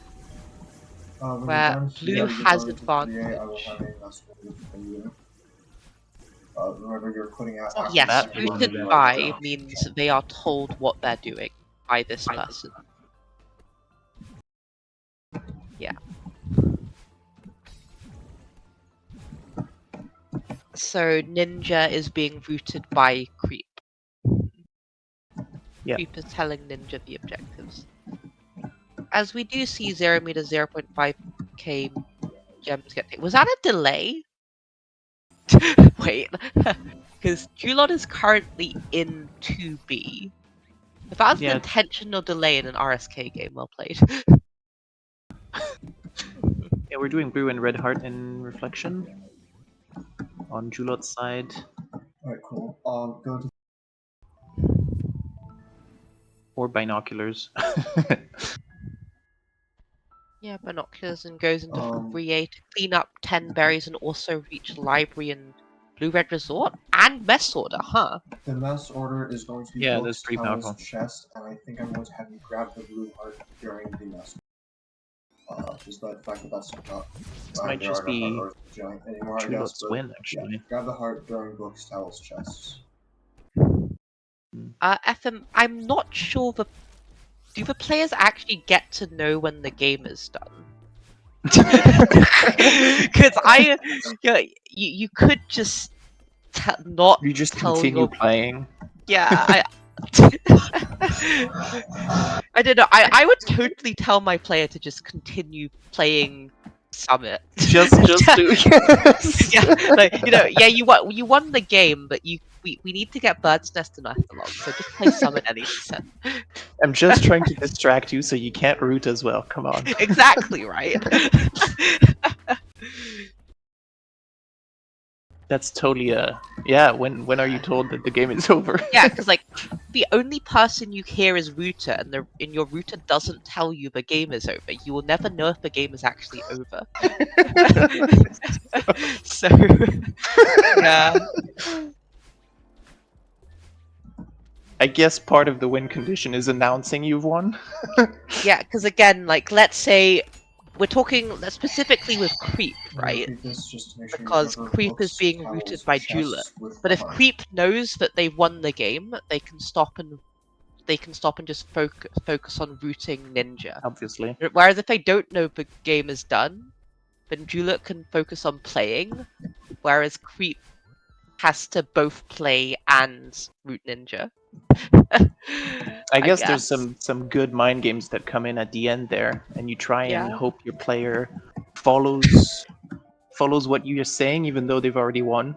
Yeah, but also, what Bullet's saying. How do the players know? Because 4 players should just be rooting imaginary games while both games are over. In this situation, you really want to imagine a board beforehand and just continue and hope that you never want to say specific objectives to your player, because that's giving away too much information. They can start counting, and once they reach 13 they win. So you never want to tell them what the objectives are exactly. Yeah, in a change of fate, I think purple, with the amount of stuff in 3A that there is, I think random routing Juliet is doing really well now, because they get to 11 objectives with Blue Red Resort, Best Order, and Reach Library, and then 12 objectives with 15 berries in 3A, although I don't think they're going for that. But then they have 6 binos in B side, so that gets them to 12. So all of a sudden it looks like Juliet's in a really good position right now. Yeah, I do think, there's only 2 objectives missing for pink, for Creep. Pocket, if you lose your board, it depends. Do people care about not coming last? Because if you lose your board, you can't win. But yeah, you can lose your board and win your other board, as opposed to losing your board and then losing your other board too. Well, I would assume you care about not coming in last, right? Yeah, so like there's someone who wins, someone who loses, and then two people who win one and lose one. So yeah. After you finish But this if you mess order, lose your you are going board, to you don't want to be say that interrupting to your What? player. unless I say otherwise. Or, oh goodness.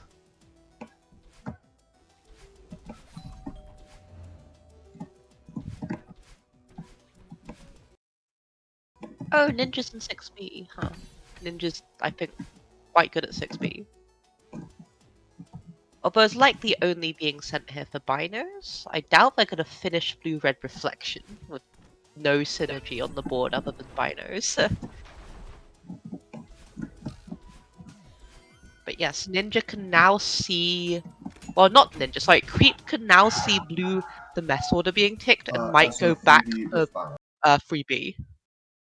Which would be an Go in incredible the second routing Bino, play if and they then managed when to... you finish the chapter, restart for the first Bino. Don't get the first But yeah, Bino if you before do you lose do your the chapter. the board you're routing, you don't want to tell your player because you're still playing against So really the just player 3B they're with the second routing. Bino. So you want to continue routing them so they're distracted and they're routed. Mhm. Silly and slow and bad. So you never want to tell if you've either won or lost a board. So basically, no one actually knows when the game finishes. Right. Because someone else needs to step in to tell them. Yeah. And I presume in practice, they only keep up the facade for so long. Yes. At Because some point you're like, you realize that you're not actually playing Summit, or that you don't actually have to full clear 4. Also, there is a what do you specific mean I need to get the objective gold there? library, Farewell. so you can pause handle To and LM just- Jax, I am so excited for the next game to be normal. Yep, The next game Yeah, isn't good luck. normal, but it's normal on the restream end because it's blind mass bingo, and the game and the feeds are like a regular bingo game. LM Jax being our restreamer for day 1.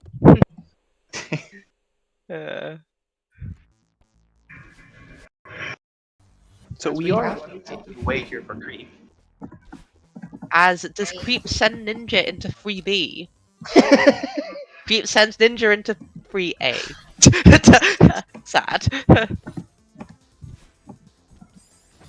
Well, the question is Creep gonna continue playing because Gillette is currently telling her that she needs to continue playing? Well, the thing is, right, Creep does actually have to finish 7A for 5A sides. Because, 5A sides is a faster objective than 1 binocular and 4 chapters.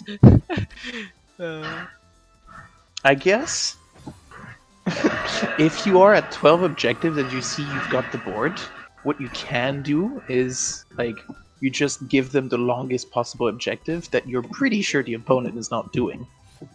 And then just let them do that while you can continue on your own game. I guess Creep probably realized that either she's won or she's lost the board she's executing. Right.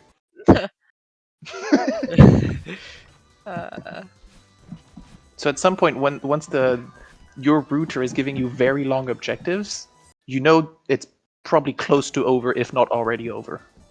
Mhm.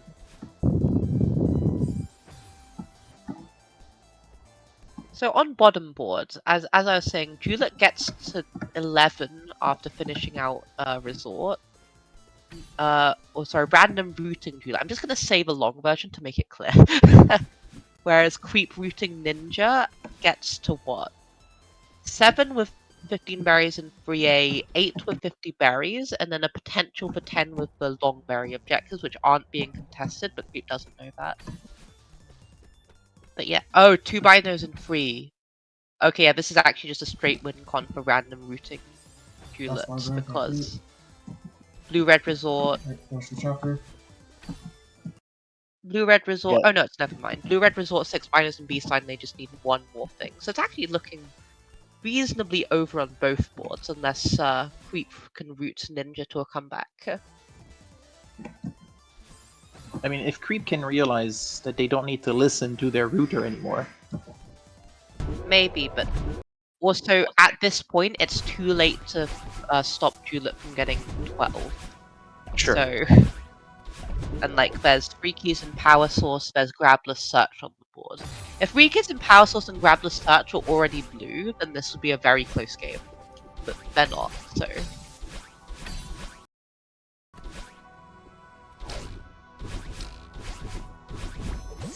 So yeah, this seems reasonably over, T-flat. but Oh, sorry. But T-flat, how you figured it's quite hard to blackmail someone when they can't hear you. I guess you could just stand still, but after this one, yeah, but the problem is after if you stand still, you 2.5K risk quit out losing and your go own to mess. game. I mean, you kind of want to stand still once you think you've won or lost, and for that matter. Like yeah, once you go think to your game mess. is over, you just want to focus on looting. Towel, chest, books.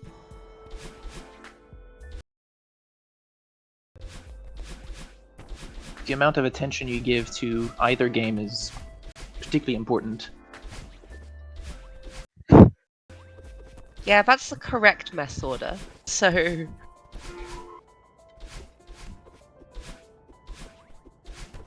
I think Creep is about to just, or Duelet routing Creep is about to actually win the game. That top board.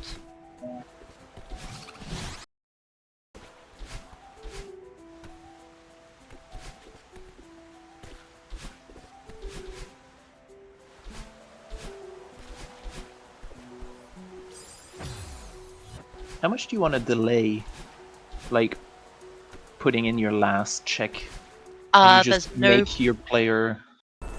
There's no point in delaying, because at this point, Ninja Root has probably given up rooting random, knowing it's 12-7. I don't think it actually makes a huge difference whether you take the 13th immediately or not. Oh wait, random is... chat has pointed out that this is actually a race, and random is probably going to lock Creep out of this execution race, because they have just finished chests. Wait, no, they've just finished towels. Never mind, I'm lying. So Creep wins this.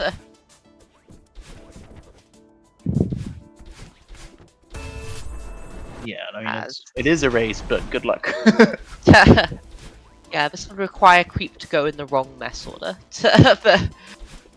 Ninja's playing 4B. Does Ninja beat Duelet 6 binos?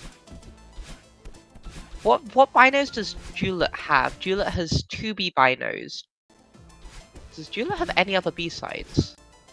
Duelet has 5B bino. Yeah, Ninja might... Wait, no, Ninja's right at the start of 4B and has to complete it. So Duelet needs 3B start bino and then 1 more binocular. And I guess you can just go into 1B for that. I thought one of the players on the bottom board had a blue and a red heart in reflection, but I might be probably wrong. GG. Oh.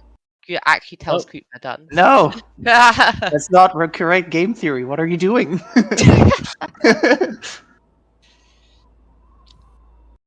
Wait, Ninja stops as well. Ninja, you need to continue. Wait. Why is Ninja paused? Okay. Okay, we're back to normal. And yeah, Duelet does indeed just... Random does indeed tell Duelet to go. I confirm fully on routing you now. Right. I think you're going to win the full thing, because the score is currently 10-7. Or no, Don't tell the score!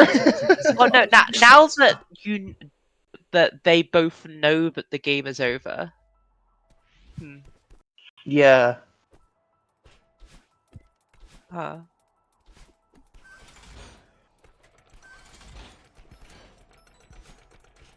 Interesting.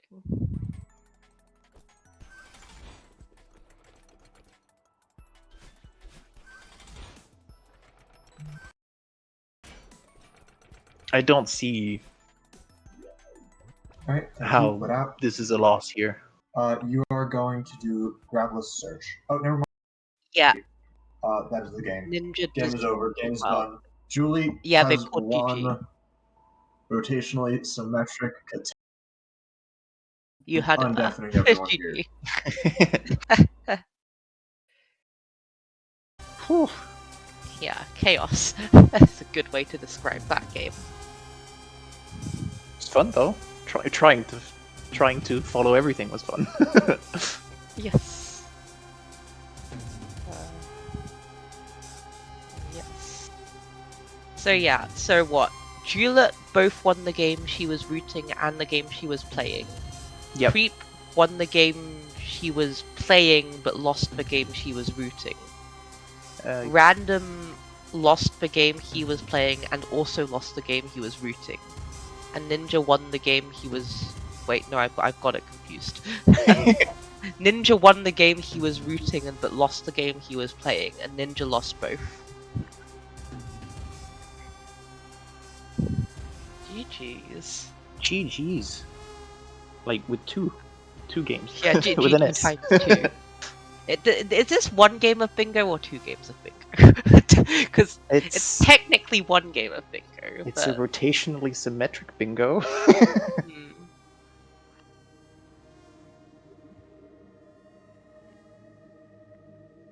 Oh well, that was intense. It was indeed very intense. So next up we have Cat Plush versus Bergie. These are, well, I can't confirm they're not the actual players' names, but these I can't deny it either. Yes, I cannot deny it either. And yeah, I guess I can say I play tested this gen, and there are some things in this generator that are very funny. Spoilers. I shall not reveal the things until the board is actually revealed, but it should be a very fun time. And yes, these players are players from the Celeste community who signed up for this event. No, they're not I random guess, players we picked off the street. no, because otherwise we're not. That might take up the entire day while they try and, complete Celeste for the first time. Now that's a stream I want to watch. Yeah. So yes, this is a unique gen. Reed made a unique board for this, so it's not even a gen. It's just 25 objectives. They are handcrafted objectives. Is it pre-recorded so players throw us off by being in the chat? Is it pre-recorded? It might be. I Dunno. don't believe so, but it might be. I don't know actually. Who knows? It's all secret anyway.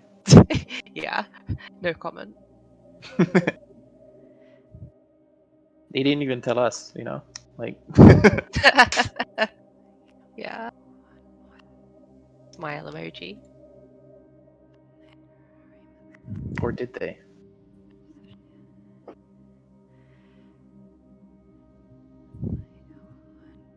You'll find out after the Museum of Bingo, probably. You'll find out at some point. So who do you think's gonna win? Do you think Catflash is gonna win, or do you think Bergie's gonna win? Do I think one random player is gonna win, or do I think one other random player is gonna win? I'll say tails. It's like flipping a coin. 50% chance. So you're saying there's a 50% chance Catflash wins and a 50% chance Bergie wins. Right. Sounds about right. Or do we give based on the names, we give them a slightly higher chance of winning? Yeah. I mean, I don't know. Or is it just us playing? We're just Yeah. commentating what we're doing. Well, I do believe we are not on commentary for the next game, but No. so we could be playing.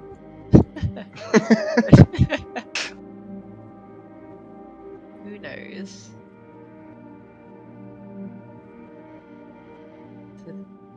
Yeah, there's I'm so flying excited to not be opening playing Celeste. this.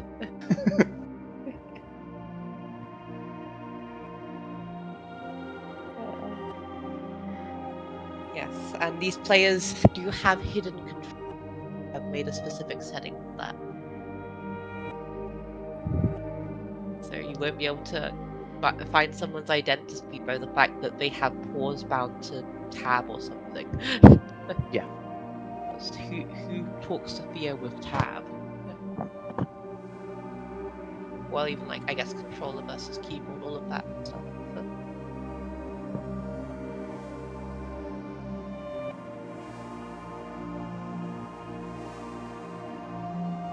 Well, it was nice watching some rotationally symmetric Ktango.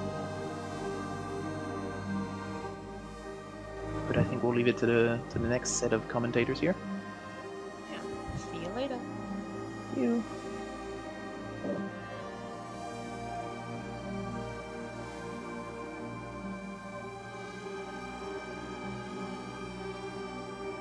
Hello, everyone.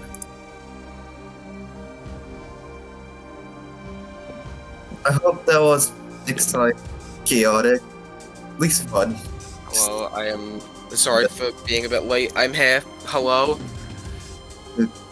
It's Bingy. Don't worry, this entire tournament is running a bit late, but we're here now. Welcome to the third event of day 1, Blind Masked Bingo. We have Catplush versus Bergie, a quick recap for those of you who weren't listening to Mola and Gabriel earlier. We won't know who these players are. The only person here who knows what the generator is me, because I made it. I'll answer any questions you might have about the generator, but aside from that, I will let you two take the lead on commentating and trying to figure out who exactly these mysterious players are. Yeah, who might Bergie and Catplush be? I don't know. We'll see. I mean, the real Bergie was the friends you made along the way. True.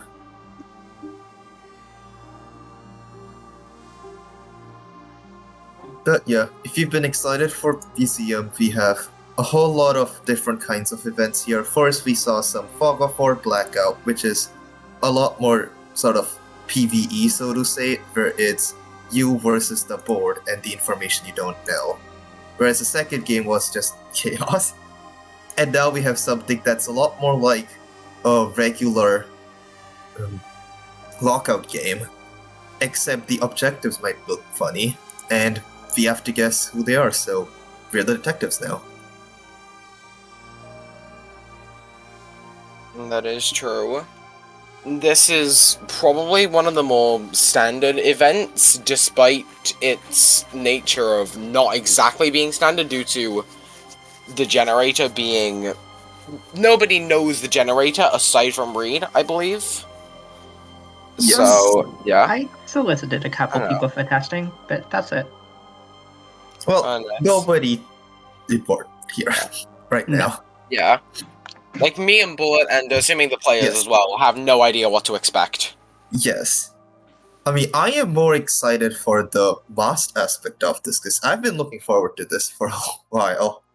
Just be able to see what kind of clues we can take. So, for context, it's not been an year yet since I've joined CCOM, so I'm not really too familiar with players who played before I was active, but I think Dragon's been around a lot longer, so that should balance out.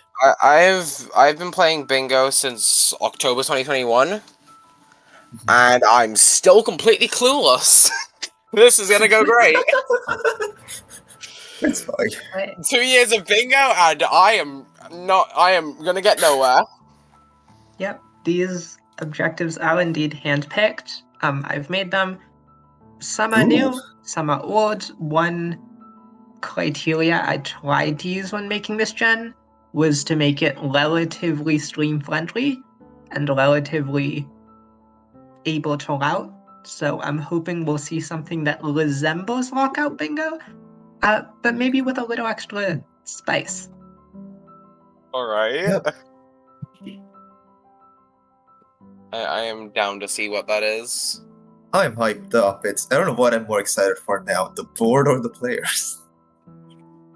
Why not both? True. Why not both? Both is good. It's the most interesting objective with the board. That's a good question. I mean, that will be probably revealed in due time once we can actually see the board. Yep. Because I think as soon as the board is revealed, there's going to be probably a decent bit of reading. Oh, I tried to make it mostly leader friendly. I ended up having to put a lot of clarifications because the testers I did broke like every single objective, but you know. True. That's so real. It should be mostly readable. Hmm. But yeah. Yeah. After this event, we do have Twitch Plays Ktango coming up, which is also quite exciting. Like Yeah. Pocket mentioned earlier, unfortunately, it's not something that you Twitch chat will participate in directly, although it is We based on the we sort of... have budget Twitch in the form of Discord. Trust, I mean, both icons are purple, so it checks out. Yep, it's gonna be 5 players routing one single executor, and the person who's executing does not know who's giving them what instructions, and they have to follow the latest instructions. Yeah. More details about that will be coming at the time of the event, because this is Blind Mass Bingo. That is not Twitch Plays Ktango. Indeed. Yeah. Yeah, Museum of Bingo 3 has been so much more interesting than Museum of Bingo's 1 and 2. Just for reference, Museum of Bingo 1 contained Ord Lockout, which was basically just a lockout. Compared to that, we've come so far. The Valiant community, and in particular the people who have made this sort of thing possible, Celeste Bingo Valiance has gone places. In fact, generators like this one get made all the time, which is part of the reason why I asked to make this generator, or I suggested this as a variant for Museum, is because the community has, on plenty of different occasions, just created new generators to try out new things. Longo, Cheat Mode, Fog of War, Pocket Longo, a million other things we won't get to showcase. Generator creation is like intertwined with CCOM, and there's a lot of people who get to do it. Yeah, generator creation is something anybody can participate in, but I also want to give a special shout out to everybody who's done coding to make mods or extensions onto Bingo Sync, etc. That's what been made things possible. For example, as you saw, we had Fog of War just native built into the system, whereas we used to need to do a whole sort of stuff with bookmarks to make it work. So it's just insane how much more accessible it is now to just make your own variants and find people to play with. I mean, yeah, like to call out here for all that, but in particular, I'd like to shout out Lelmont, who's been behind a lot of the tech for Bingo, including creating this new website, importing Fog, and a lot of the custom progression schemes that we're going to be seeing today and tomorrow. And yes, to Leon and Celion for the original Fog of War bookmark, which made Fog of War was one of the first Bingo variants, and it made people realize that you could go nuts in terms of coding when you put a whole bunch of Celeste and Joyous together. I believe Realm's also done a lot of good work with the Bingo UI mod in terms of adding all these new progressions. For example, we saw Banana Split earlier today, and that's been exciting. That is true. Yeah, I think generally shoutouts to Realmot for doing a bunch of tech stuff. I mean, Realmot's the reason we have Celeste Bingo Sync, and I think that's just insanely helpful. With new generators being built into the site, so that you don't have to like download friggin' JSON files and then open them in order to actually like play the generators. Alright. I believe I've caught word that our players are now ready. So without further ado, Museum of Bingo 3 Blind Masked Bingo. Here we go. Right. We have Cat Plush and Bergie. Ooh, orange and blue. Although I don't think you should go by colors, because they might just have chosen those at random tail. They were decided. It's CCOM themed. See the little logo over there? Museum of Bingo, orange and blue? Yeah, I was thinking that. Yeah. I don't know how I just realized that. That's cool. Yeah. The more you learn every day. Real. Alright, I'll fade into the background for most of this commentary, but ask me if you have questions about the board. Alright, for sure. Alright. Let's kick this off. Whenever the players are ready.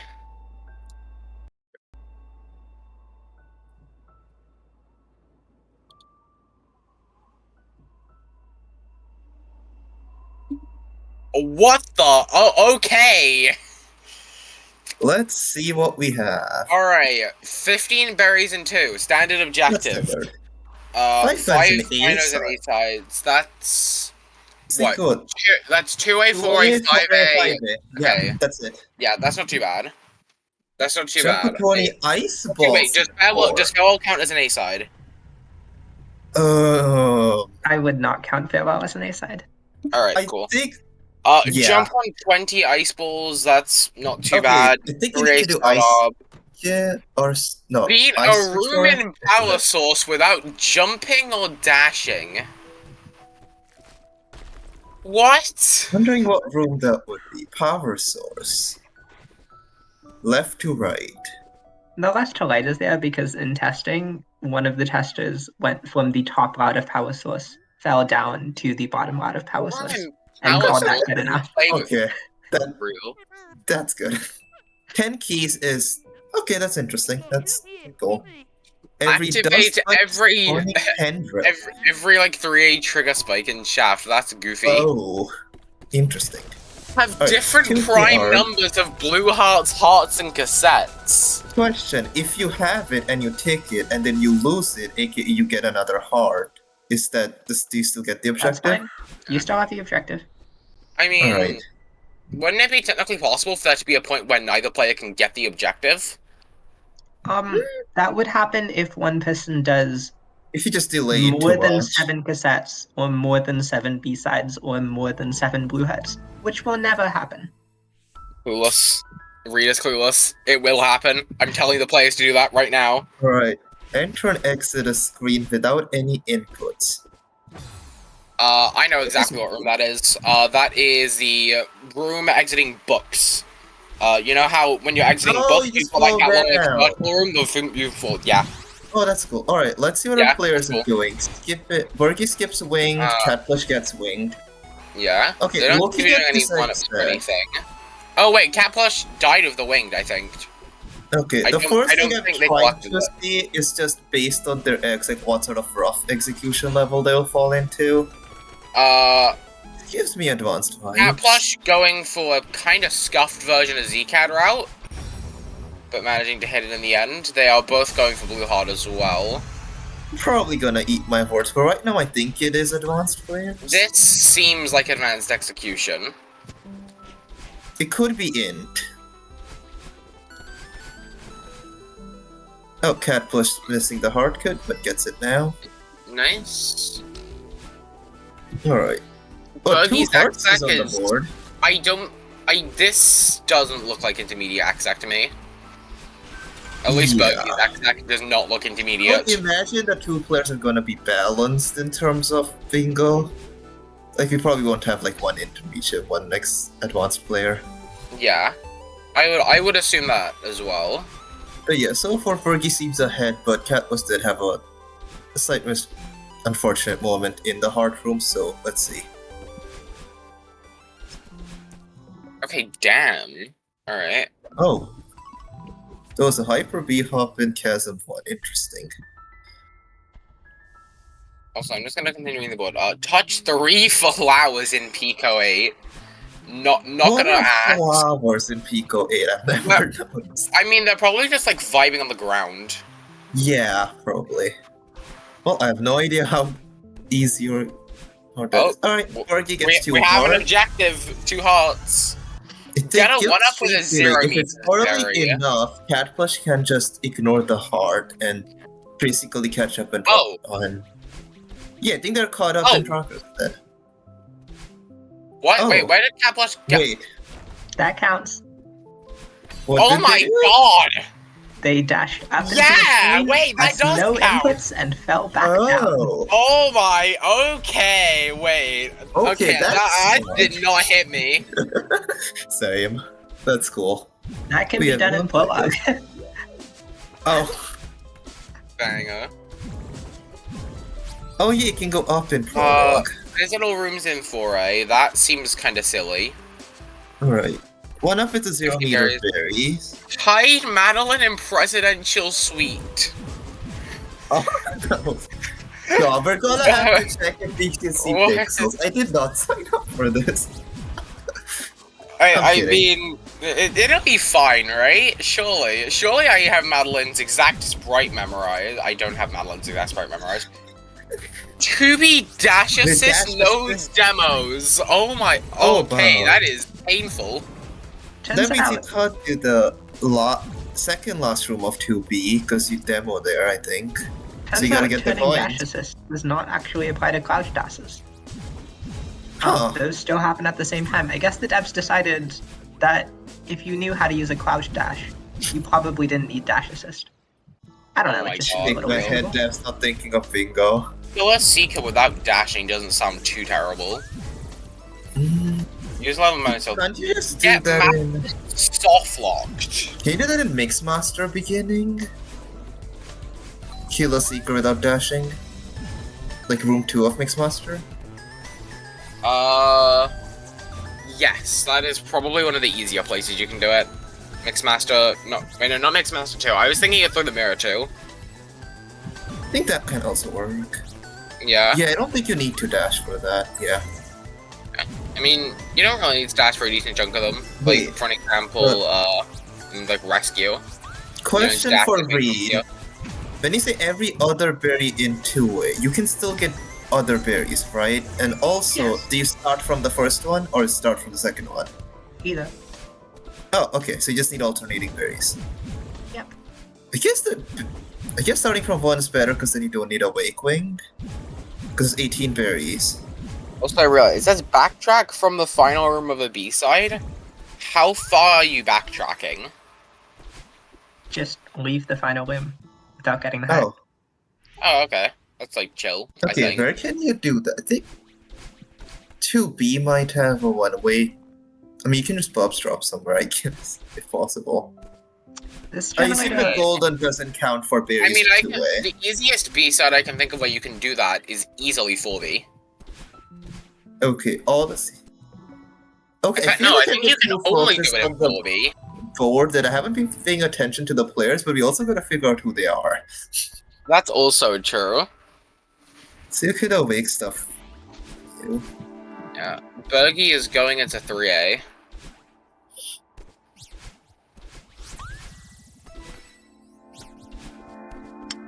Wait, I think that's all the objectives.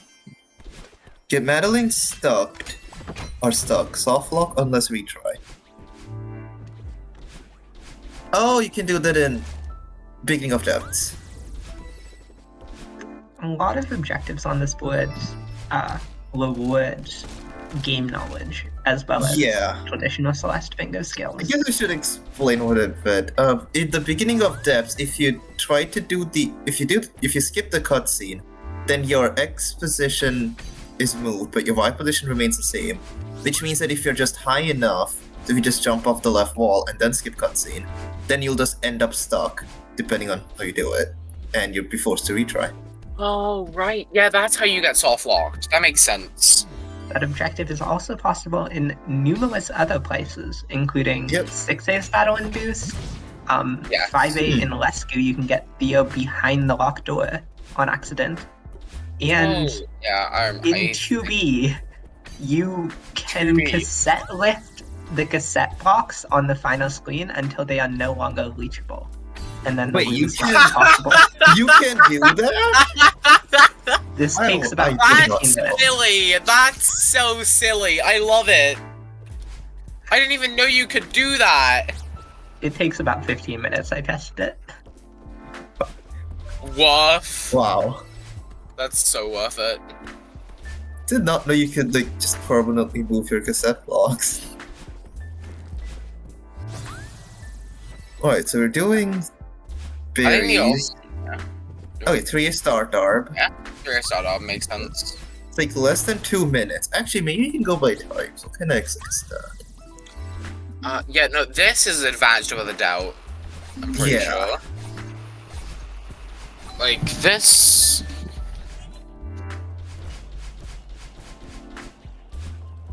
I might be wrong here. I want to say this X-Sec is...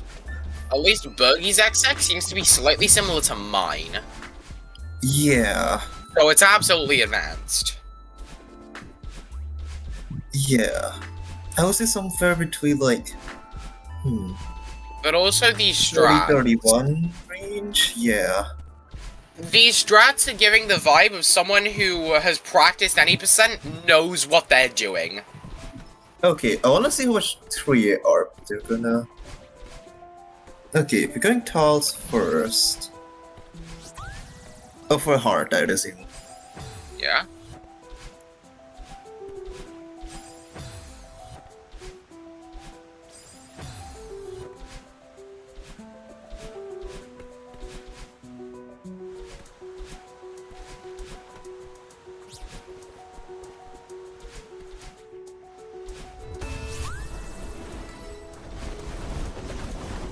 No heart.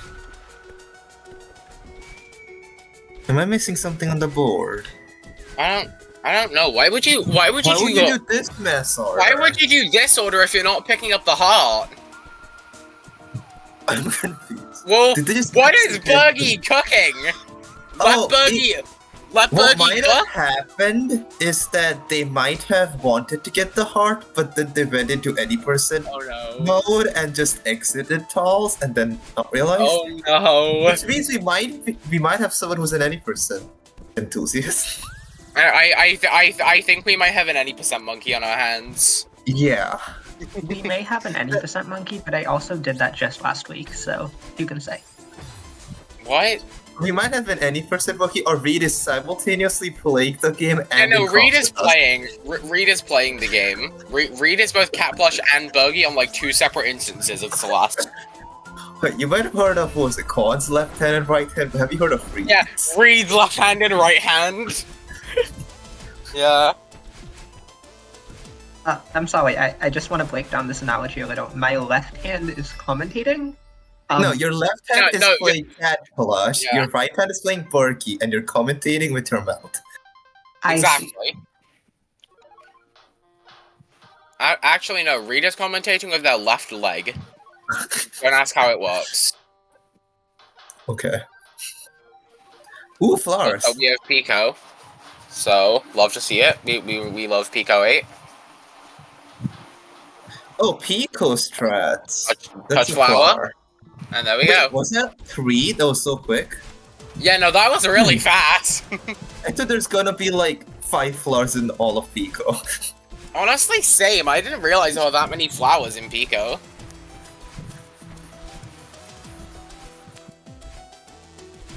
Ooh, stand on a 1x1 tile platform. Do crumbly blocks count? I mean, they're 1x1 tile platforms. Okay, so I just there's don't know where they are. One and 1B towards the end.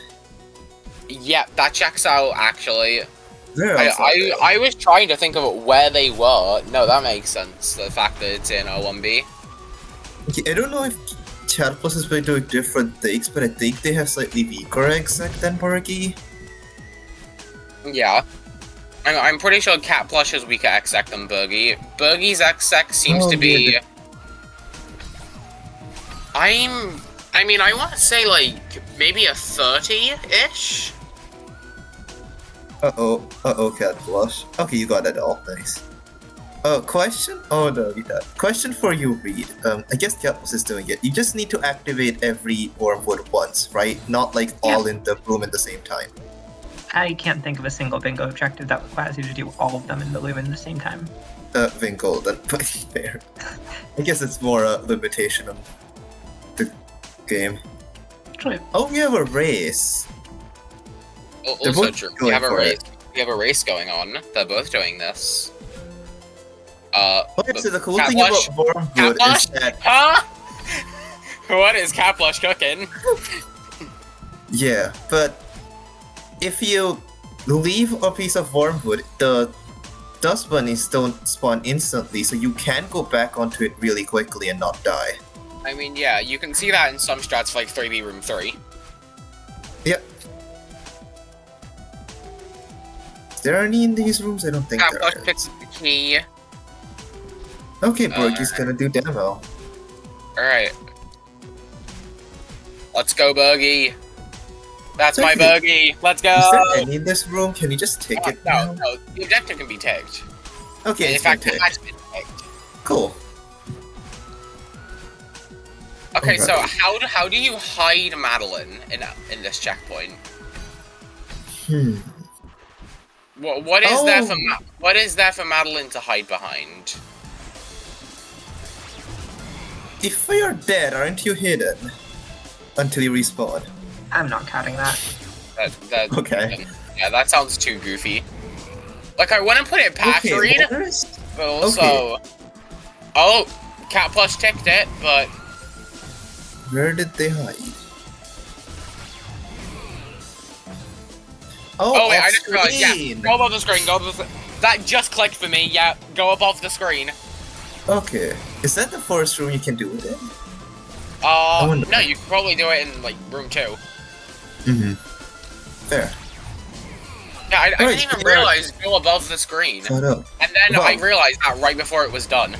They're both 4-4 and pretty much in the same room. Yeah.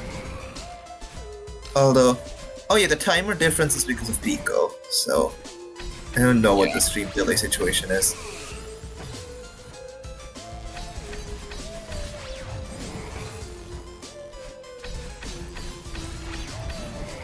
In chat, was there another intended solution? You can also do it in the very first room. There's a way to actually hide Madeline in case this interpretation isn't actually taken. But yes, going off screen is very much something that I knew about and allowed. Yeah, that makes sense. Right. Okay. 4A. Let's see what's here. There's Fosberries. There's visit every single room. Yeah, so it's all the shrine rooms, the cliff face room, and the hidden room at the end of Old Trail. Mullen Route, let's go. We love Mullen Route. Oh, and cassette room. Is there the rooms we're missing? I don't think there are any secret rooms that aren't like required for full clear. Like I think if you do 4 AFC, you will get every room. Okay. That's good to know. I can't think of any secret rooms that would be here.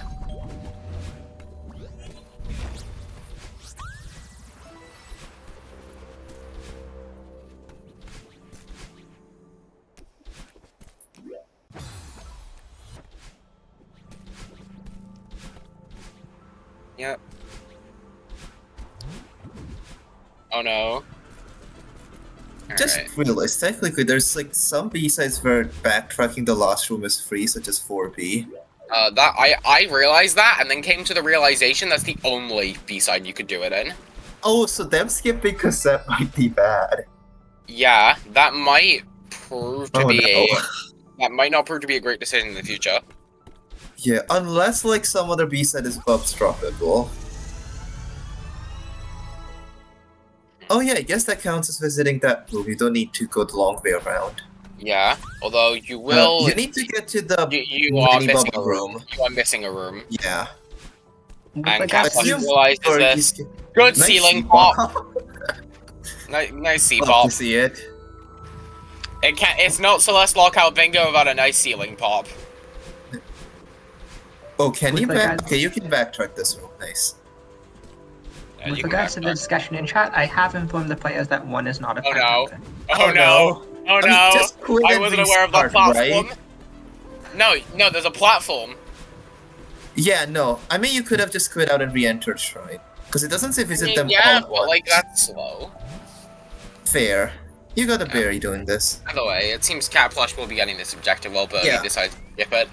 Yeah, although that will give Bergie a lot of progress, because getting into all these rooms, just the room transitions alone, cost you a lot of time. Yeah, I mean, one room transition is 40 frames, or like 2/3 of a second. To be fair, the cassette would also be good for the prime number objective. Because you just need like 222. Yeah. No, it has to be different prime numbers. Oh, you say different? Oh, yeah. Yeah, it has different prime numbers. Yeah, you can have like 235, or there's also 7. I don't think you want 7 of any of these. Surely not. Ooh. That's a 7 cassettes isn't so bad. Sorry, 7 heads isn't so bad. Yeah, 7 hearts isn't too bad. That's an objective standard generator.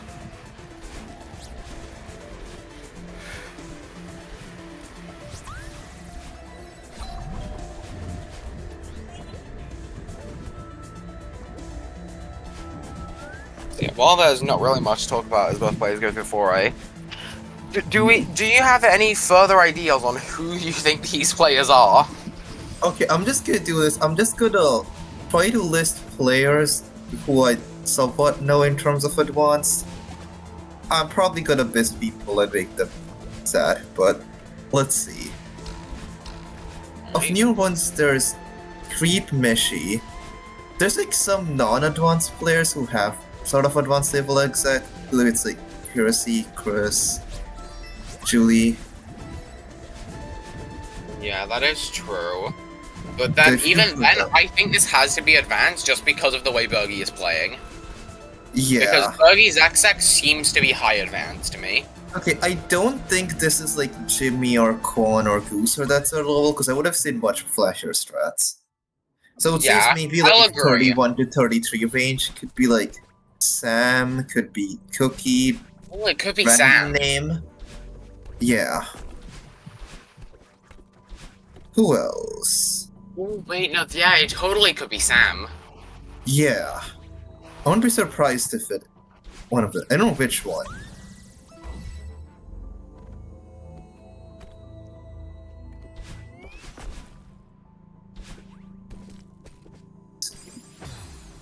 Oh wait, there were 1x1 tiles in left face chat saying. Good point. Oh yeah, wait. No, now I'm blanking. Where in Cliff Face? Oh yeah. Wait, the berry. Right? No, not that. Where is it? What berry? Wait. Huh? No. What room are you talking about? Also, what is Bergie doing right now? You know, 1x1 tiles in Orc Trail. Bottom Oh, half. the lockout from Bergie! Ooh. Ooh, That's that's painful. bad. That's painful. Yeah, it's Bergie like one room barely away. getting that lockout. Oh, and takes a death at the end. Oh, yikes. That's unfortunate. That must Could be also really be close. like, it'd be like Nene or I don't think it's gonna be I don't think X put side up at this point, but it could be. All right, go Summit. I'm honestly not against the idea that one of them could be Sam. Yeah. Okay, let's They see. know 0 meters demo. True. Although I'm like int players doing that nowadays as well. I don't think I've seen an int player do 0 meters demo yet. I've seen Ad do it. That's about it. Surely one of these players is Ad. Surely. It's not like it's like what 4 or 5 in the morning for her. No, it's 7 a.m. for her. Oh wait, time zones. Yeah, And daylight and all that stuff. I mean, even though it's not exactly the time that matters. It just depends when you're available to play bingo. Yeah, could it be like Olivia? Eyes on Bergie. I don't know her His exact objective much. is get a 1-up with a 0 meter berry. This is hard. Oh no, you collect 2 berries. They collected an extra berry because you are forced to, when it comes to summit 1-ups, you are forced to collect 1 berry through a transition. Because every orb force collects 1 berry. And so you can kind of spam jump if you want to avoid extra collects.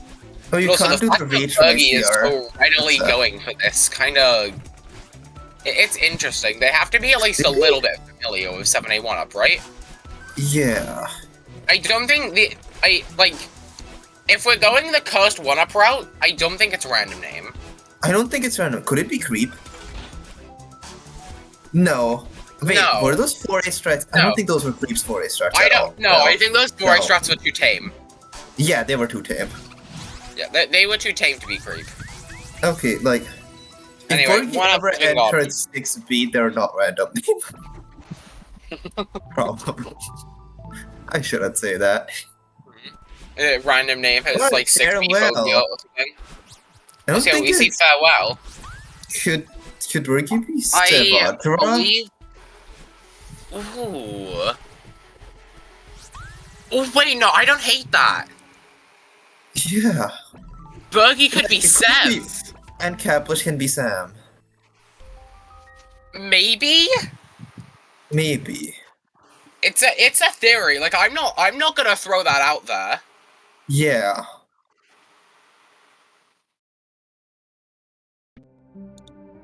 be interesting. Sam versus Sam. Sam versus Sam. This is just a fake bingo game. Alright, there is a bingo happening. Maybe we should talk about the board state as well. Oh yeah, true. I Okay, mean, so let's take a look at... yeah. Why is Bergie in 5A? Alright, so Bergie is in Fairwell 5A for Killer Seeker without dashing. Yeah. I think that's it. Seeker. Can you do one of the rescue ones? I think you totally can. I don't think you can do Search Kill without dashing. Okay, never mind. Bergie is out of 5A, and Bergie is back in 5A. What is Oh, Bergie was going for... Oh, you can... Oh! Yep. That's where you do it. Oh, wait, no. You got the objective, Bergie. You got the objective. Yeah. Yo, by the way, shoutouts to Masked replacing all control prompts with bingo. As we can see on Cat Plush's screen. Just then, instead of picking up the jelly and signaling which button to press, it just says bingo! And that's true. Bingo. We love bingo over here in the Celeste bingo community. Bingo lockout bingo channel. Indeed. Can we have some bingos in the chat? Yeah. Maybe even a bingy while we're at it. Anyway, Cat Plush, I don't think this room Bergie, okay. I just want to point out FM in chat. I still hope Kevin and Maddie were practicing a lot, and it's the rematch. Real. But how do you? I'm currently trying to rack my head over how you beat a room in Power Source without jumping or dashing. Yeah, let's see. It clicked. Oh wait, yeah. Find a room Power Source. You go up. Yes, you go. If you don't do Power Source, skip. It clicked. If you get the keys, you just go. Yeah. If you get the keys, okay, good. Yes. Okay. It clicked to us both at the same yes. time. Brainwaves. This is just funny. Left to right. Fuck. Oh. Wait, yeah, it is left to right. It is left to right. Sorry. Okay. Yeah. Okay, wait. If it's left to right, then wait. Left to right. That is just there makes one it of the even. Bottom route rooms? No, right? No. I don't think it's any of the key rooms because you don't complete those. You get the key and you go backwards. Yeah, I don't think that would count. Oh, what the? You can nice do that? Strat. Nice. Yep. Nice key strat. Yeah, Cat Plush is gonna snipe 10 keys here. Nice, yeah. Then Bergie is... I don't know, Bergie is quitting out of 5A. Bergie didn't get the last key in 3A anyways, right? Because they just did demo. Yeah. I believe Cat Plush is also going to steal 11 binos. One cool thing about this board was that I made Get a 1-up with the 0-meter barely to be the only objective I could think of that had anti-synergy with the 500-meter binos. That's so based of you, actually. That is very clever. I like that. That's so cool. Nice. Okay, so this game's gonna be pretty even soon. That's 11 binos. There's gonna be... It also depends if Cat Plush can figure out where to actually... Yeah. Oh my god. What do you do? I'm blanking so much. Like I haven't looked at chat for the reason I want to try and figure this out for myself on where you can beat a room in Power Source without jumping or dashing. Okay, so one thing is that we don't have, like we have for snowballs, we don't have an ice ball tracker in Bingo UI, so we're gonna have to keep track. Yeah. 1, 2, 3. Oh, that's 4 because I did 1 into the core. Right. It'll be 4. Counting with Slash might also give away stuff as to who the players could be. I mean, if we're working under the assumption that this is Sev. Ooh, whoa. Okay, that corner boost is not something I knew about. Okay, Sev is a core enjoyer. Yeah. I believe. I know they definitely need B enjoyer. I believe they're also need A enjoyer, so it could be. Oh yeah, they're just farming ice balls here. That makes sense. Yeah. Oh yeah, this is a good farming balls. But that came out wrong. Alright, what else is in core? Core Hyper. Okay, Buggy knows how to Core Hyper. Yeah. Cat Plush grabs the 2B cassette. Which is probably for 2B with dash assist and for having different prime numbers of Blue Hearts Hearts cassette. They're pointing out that maintaining momentum from a previous room is allowed.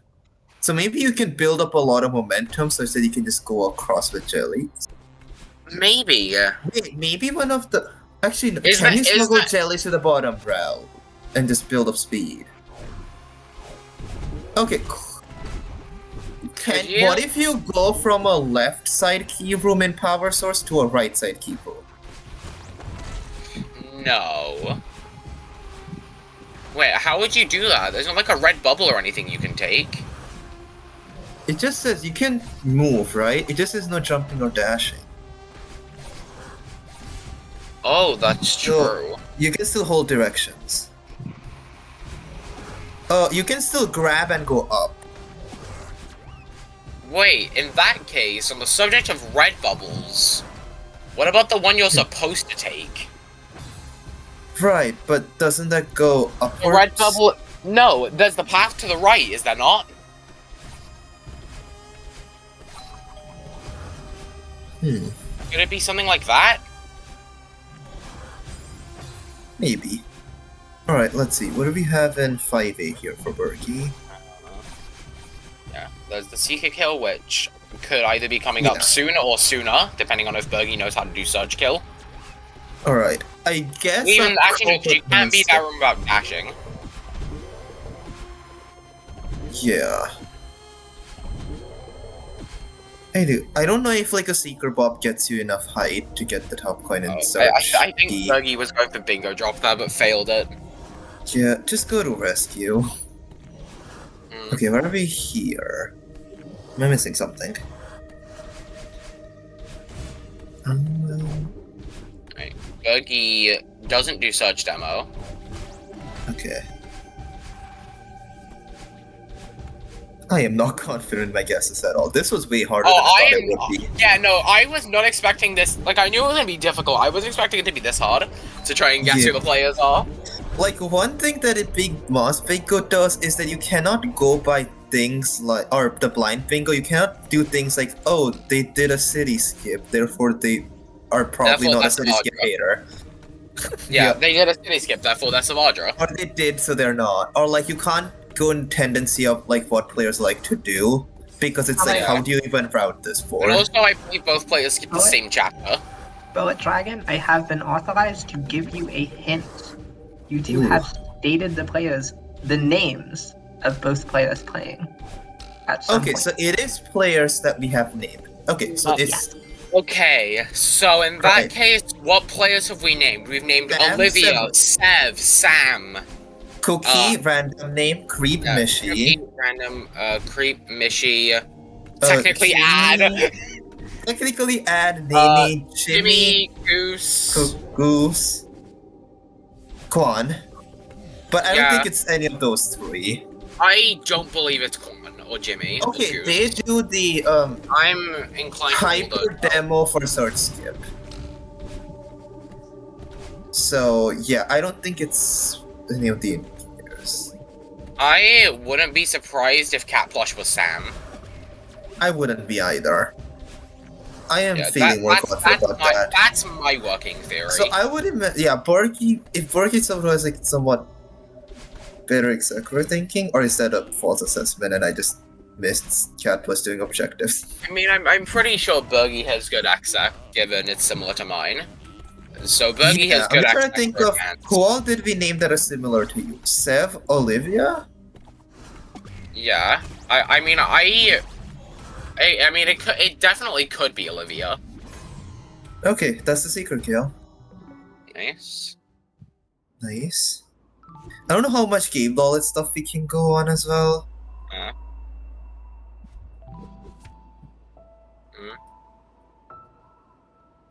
You know, Jackson chat pointing out that he agrees with flying, pointing out in chat that flying thinks it's Jax. Dude, I think it's the restreamer. But we did name a Reed, so that's possible. Surely! If one of the players is actually Reed, I will love Twitch.tv. No, there's no way. There's no way. Catplush did attempt to bub straw out of the 2v last stream. Okay, That's who not might possible. wait? Yeah, that doesn't sound very possible. Can Berkey be Sam? Because I think Sam did. Who all have done like some one-ups? Sam very recently dropped like a 30 any % at some point. Yeah. Like, I'll be honest, I haven't seen Sam play in many months, so. Yeah. Could very well be. Yeah. In that case, could either of them be Cookie or Mishi? Could Capless be Cookie or Mishi? I mean, Mishi's X-Sec is like a 33 or 35, right? It's like somewhere around that, 33. right? It's better than mine.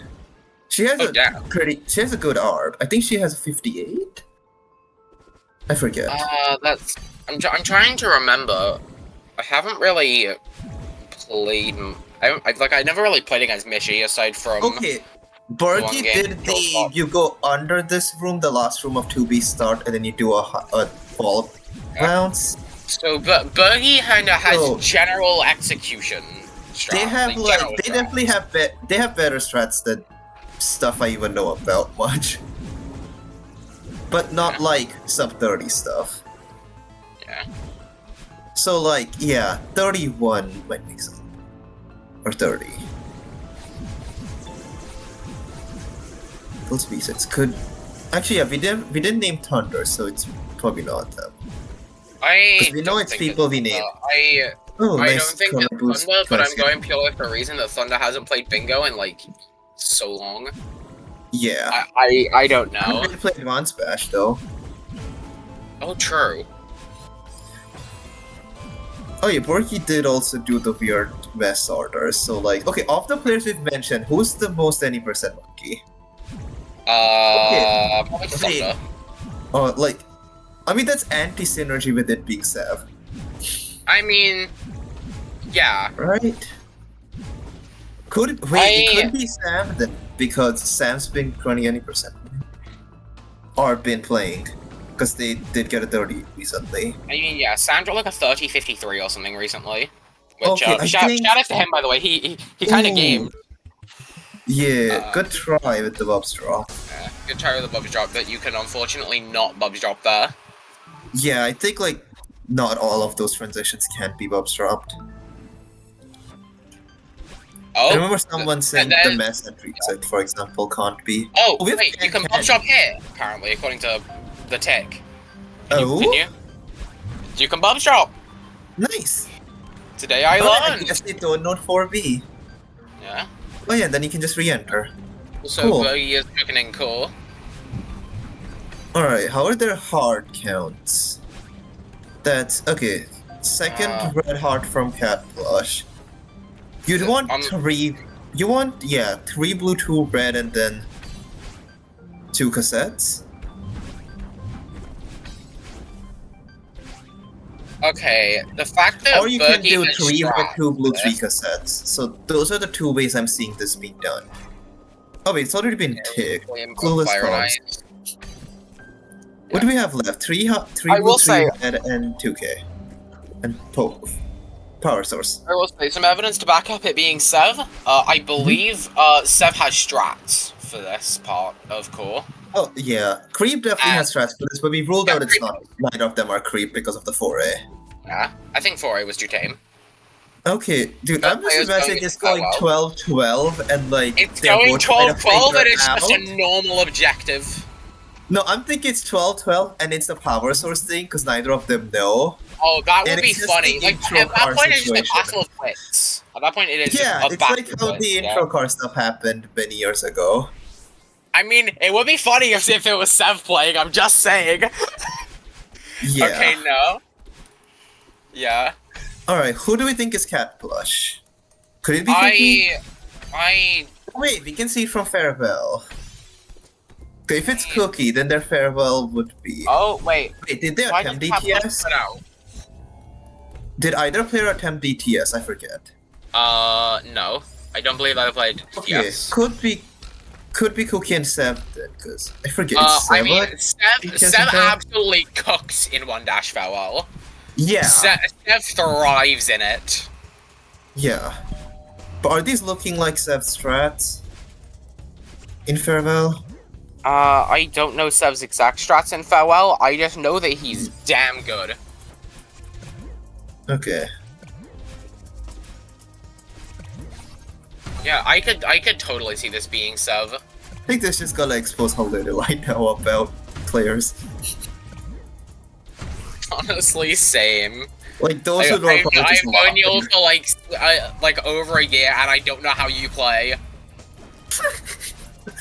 To be fair, we haven't played against what each is other Catplush much. cooking? Ooh. Catplush? Oh, you can just hold a gel and use springs. Yeah, okay, that you makes can't jump sense. here, but oh, you can But just grab and go up. Yeah, you can multi-boost. Or back boost. They did it. There we go. They did it. So it was a bottom route move. Nice. Nice. I forgot Alright. springs existed. In that case, we might be seeing this game come to its conclusion soon. Okay, whoever it was Birdie's figured going that to out stun pretty it. quickly. I Then think you could it's. do I that. think that's it. Yeah. So while we've got this race for the final objective, I guess some final thoughts on who the players are. Yo, are we gonna see some 3B? Wait, we might be seeing. Okay, if we're seeing 3B, ooh, I that mean, could be good. For those who don't know, me and Bullet are 3B enjoyers. Yeah. I'm pretty sure we both have 2-1-X's. Oh yes. We do. So we're about 7 seconds apart. Wait, you have a 218? Damn. Yes. Okay, nice. Thanks. You have a 211. Yeah. Alright. And oh, we can also see Summit stuff from Borky. Also true. We can see buggy strats.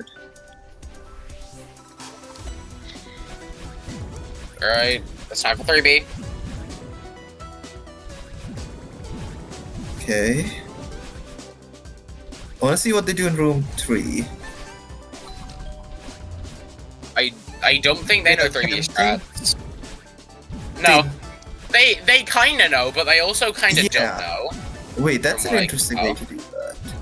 Okay, let's see if they do the corner kick here. No. Do the corner kick? Okay. I think they say more like improvised strats. That's not how you do that! That's not how that strat works! I swear that one has so many ways of doing it. That's not how that strat works! I'm sorry, there's a setup! Just watch them pull up Yasik for no reason. No, I don't think they don't know 3B Yasig, it's fine. Okay, it could be Could that be Meshi? No, I don't think it's Mishi. I think Meshi learned B-sides pretty recently. I don't think it is. Okay, could be Sam. I don't know. Okay, let's see. Okay, Borky does not do the cool looking strat in this room with the ultras.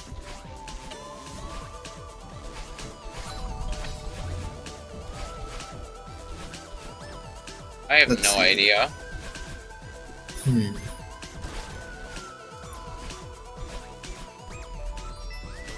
But yeah, it is. Okay, we can at least narrow it down, right? I don't. Yeah, I mean, either of them is random. If we can't say who it is, the question becomes: can we say who it's not? Yes. Of the players we've mentioned, there's what? Okay, I'm kind of just gonna write this down.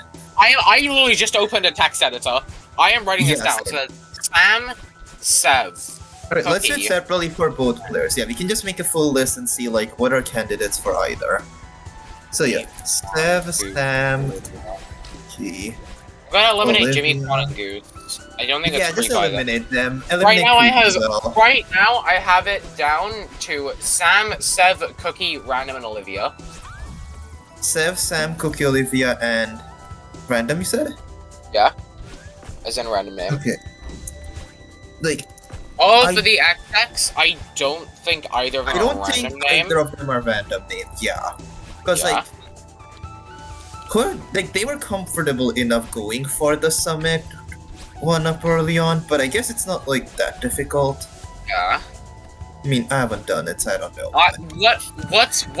What I'm thinking is play so Bergie is one of Sev or Olivia, and Cat Plush is one of Sam and Cookie. Although, can Bergie be Cookie or Sam? Actually, no, because we need the... Yeah. I don't know, I'm just trying to think of any different ways. Wait, did that...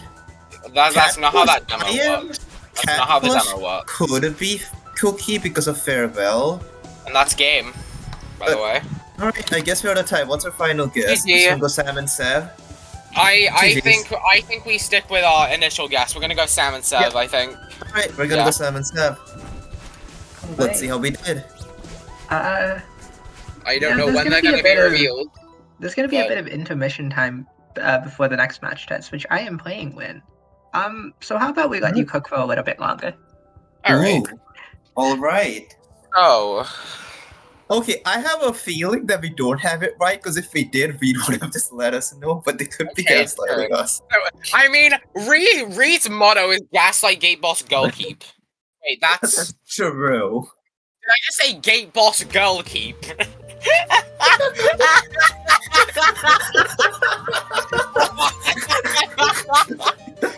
I'm so sensical. Yo. Okay. Okay. So- We should actually. Okay, those Farewell. Okay, I think Farewell might be important here. So who entered it earlier? Oh wait, it was Catbush who entered Farewell earlier. Did not go DPS and got a Did not bunch of do keys and DPS. that. So I think they might be Cookie. I think they're Cookie. I would imagine most other people would at least attempt DTS.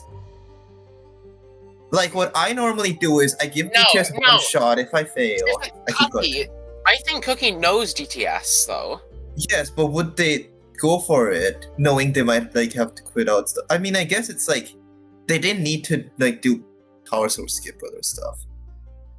Does Cookie go for DTS in bingo games? I have no idea. I skipped it because of free entry.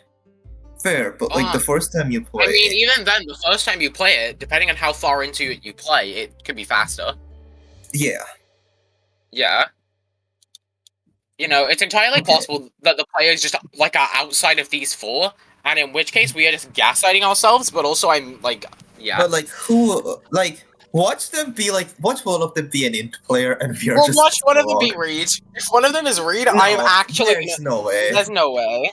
There's no way they do that to us. Surely. No. I'm waiting for the day we have a mass bingo where the players are just the commentators. I don't know how that would work. Oh. Whoa, our job is to Reed gaslight versus Sam. Ad. Real. This will Actually, be wait, a balanced that's what match. it was. Trust. Cat Plush was me, and Bergie was Dragon. Oh yeah, right. Yeah, and you just had an off day in 3B. You just forgot all your strats. Oh yeah, that's what happened.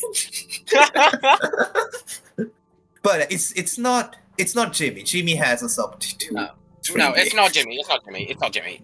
It's not Jimmy.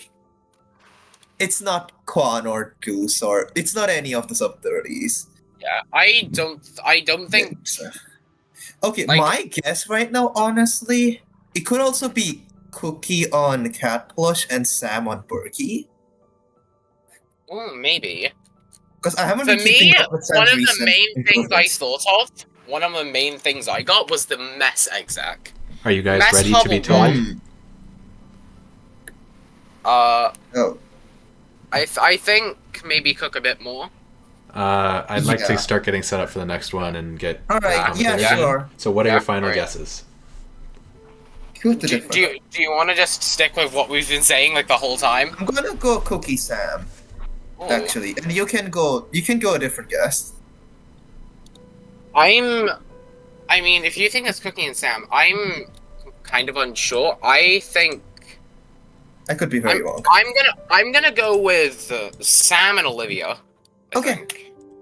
All right. The players were Cat Plush was random name, and Bergie was Cookie. Oh my god! Oh, it was random name Cookie. Interesting. Okay. Why did we rule out random name again? I don't know. Why did we rule out random name? This is such a random name variant. As well, it is, and like that exec also makes sense. Like that exec difference. Dude, I just thought random would go for the one-up in Summit instead of not going for it. Way better than I remember it being. Oh yeah, Cookie's correct. God damn! Okay, pop off, Cookie. Alright. Anyways, we're gonna have Twitch Plays Ktango soon. Believe the next commentators are...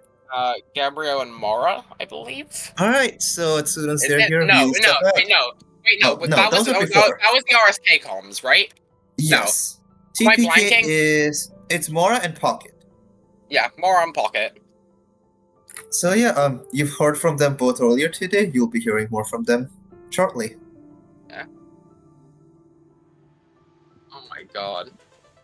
Yeah, why did we rule out random name exactly? Okay, for me, it was just the fact that they both got access to Summit, and there was one-up objective, and random just didn't go for it. Yeah, I guess, I don't know. For me, I wasn't getting the random name vibes. I don't know why. I just wasn't. Anyways, we have new comps now, so we'll be heading off. I hope that was fun for everyone, and enjoyed the chaotic mess that's gonna be Twitch Plays Ktango. Yeah, See ya. This variant is certainly chaos, but we will now be taking our leave. So, goodbye. Okay, so yeah, Random is saying in chat, how did you not get me from the content power source key 1? That is the thing that you did that I thought completely gave away your identity, and apparently no one else recognized it. Is that the one where you go over the spinners? Yeah. Yeah, I recognize that. I didn't know if it was that's random name. I also knew who the players were, so... Yeah, like I said in chat earlier, obviously I knew who the players were, but I didn't know which was which. And then, like, I was pretty sure, based on execution, that Cat Plush was random, and then that key strat was like, even if I had seen nothing else, I would know that was random name. Yeah, blind masked bingo, everyone. It's a fun time. So the next event is Twitch Plays Ktango, in which we have 5 routers, each with their own separate bingo board, all competing for control of one player, who they can only communicate with via a Discord text channel. The routers are in VC together, so they can talk out loud, but the router can't hear them, they have to type.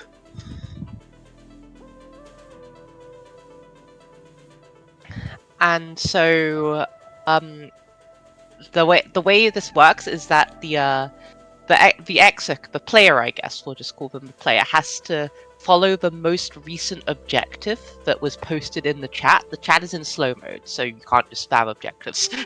I think it's 30 seconds slow mode or something. And they do that objective unless it gets vetoed. And to veto an objective, I think a majority, so 3 out of our 5 routers, have to type veto into the chat to veto someone else's thing. One of them has to type veto, and then the players can react to the veto message, including the router who posted it. So if a veto react gets 3, gotcha, then it is vetoed. And yes, only successful vetoes count. You need a majority to veto. Yeah, and when this gets... When we get later into the game, unfortunately we won't be able to listen in on the comms, partly because listening to 5 people yelling at each other would be a somewhat chaotic experience. But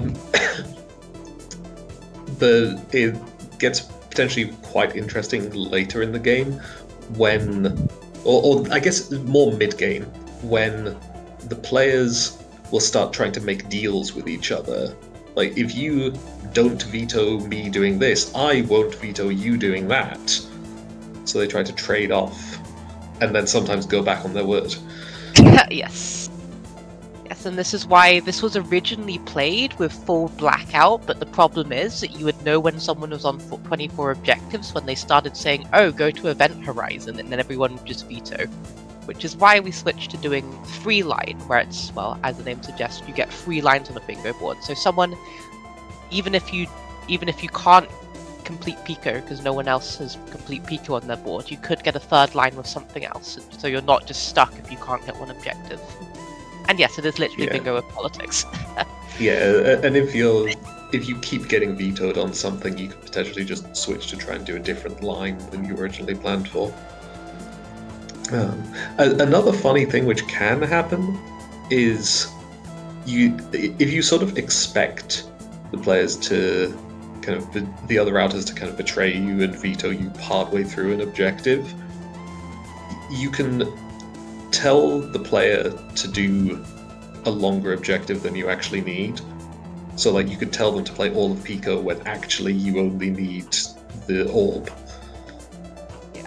And that is a thing where an objective can be vetoed at any point, so someone can be like complete 7B, and then that can be vetoed at flag 2. And then the player just quits out at flag 2, if that is successfully vetoed. So that is a very good, funny way for people to get backstabbed.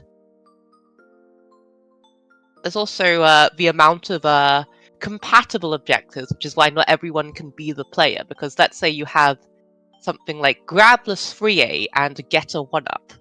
Those are, depending on your exec, that whoever's playing, they might choose to try and do those at the same time. And yes, it is a nightmare for the runner. Yeah, that is a thing. Like the general rule is that the player only does the most recent instruction, but if instructions are compatible, they can be combined. So I'm trying to think of an easy example. So like if you're told if one router says get a 1-up in 1A and another router says all berries in start, you can do those at the same time.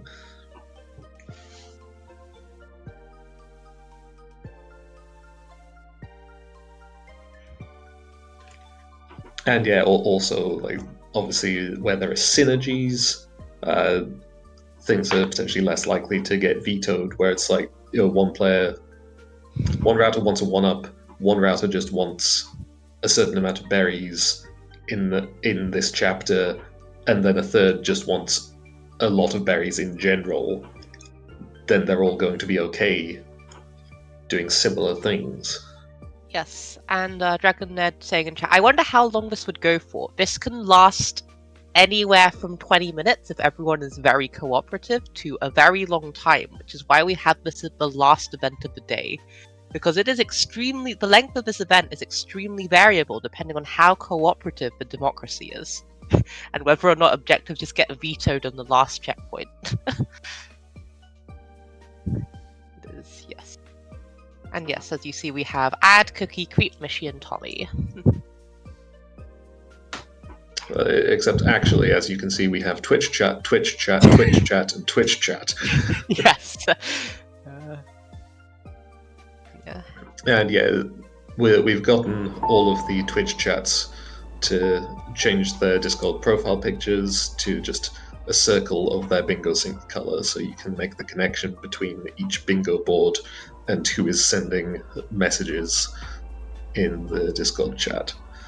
You might have some trouble reading the objectives on the boards, but we had to fit 5 bingo boards and a text channel and a stream all onto one screen, so...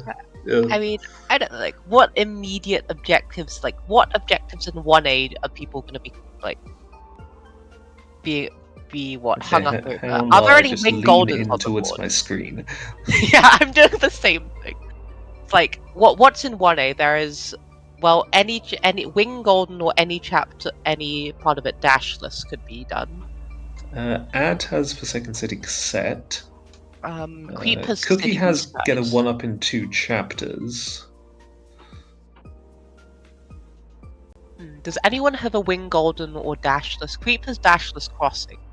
Oh, That might be hard. Tommy also has Forsaken City cassette. So there are 2 players who want that, and get a 1-up in 2 chapters. Yeah, creepers get free 1-ups, so yeah. Also, it's entirely possible that these players just decide they want to skip 1A. Because a skip has to be vetoed. And if the skip isn't vetoed, you just skip. So, and if they skip 1A, it will take a while. No, chat cannot see each other's boards. They can only see their own boards, which is where politics comes in. Because if you have an objective that is only on 0 or 1 other people's board, you need someone else to cooperate with you. Yeah. Also worth noting, with regards to the ability to veto objectives, obviously, the longer an objective is, the easier it is to veto. So, like, because it takes time to send the veto message and get people to react to it.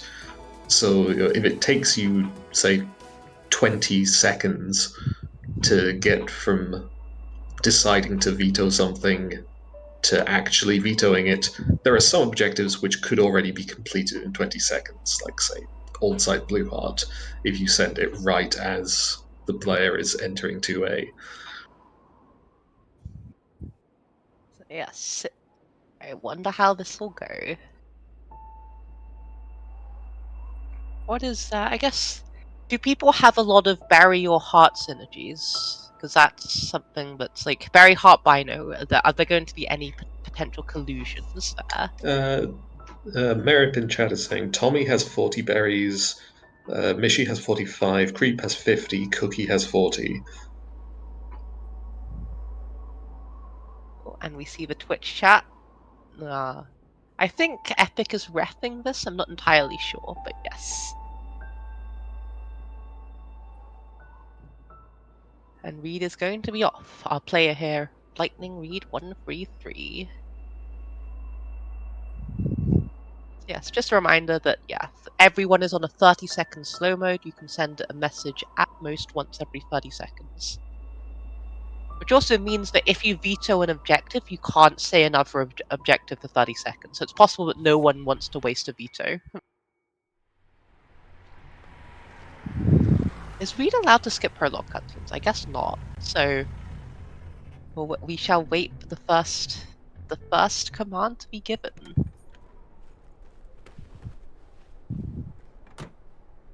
What's allowed to type in Twitch chat? The players are the only people allowed to play it, and you can just say an objective or like something to do, like finish 1A, and it has to be something reasonably close. So like you're not allowed to just say Bird's Nest and Epilogue right now. You have to do at this moment something in 1A. So you might see someone say. Technically, I think you might be allowed to just say whatever. So you could say Bird's Nest and Epilogue, and then Reed would just start playing any percent. But you're going to get vetoed before you get anywhere close to it. So yes. Also skip 1A. It would be more of a troll. And skip 1A has to be vetoed pretty quickly. Or just overwritten, I guess, because it's the most recent objective that takes precedence. Yeah, so that can also be a thing. Like, if you have an objective that you think may get vetoed, you might just try and wait for everyone else to send a message so that you can be the last one and they all have to wait another 30 seconds. So yes, are there any skip commands in the chat? Reed is waiting for instructions and goes into 1A, or is the Twitch chat on stream slightly delayed? Let me check. Okay, yeah, there we go. So stuff is happening. City 1-up. Skip City, Theon Crossing, City Blue. Hang on. Does ticking an objective do anything, or is that just signaling that you want it to be done?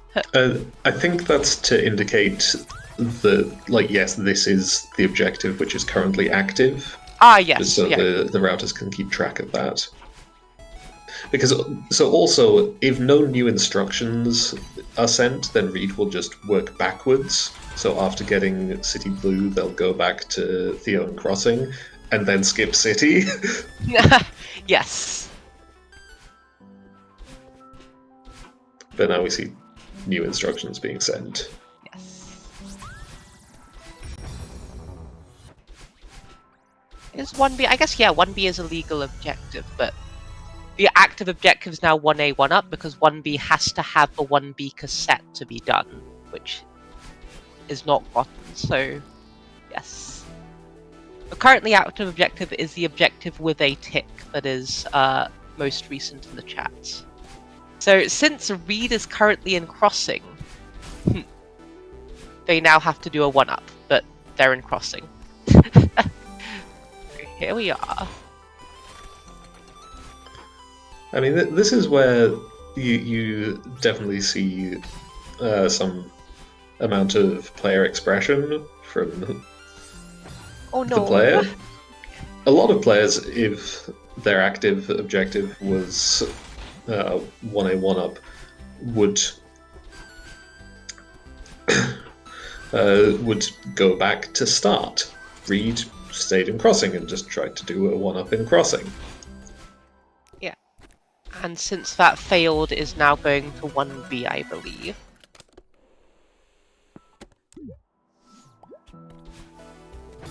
And is now going for a 1-up? Oh yeah, you can get a 1-up here. You can go back for the last berry of Crossing. With the 5 berries of Chasm. I believe that is what Reed is doing. Oh no. Instead, RTMs. And goes for 1B, which is the current active objective.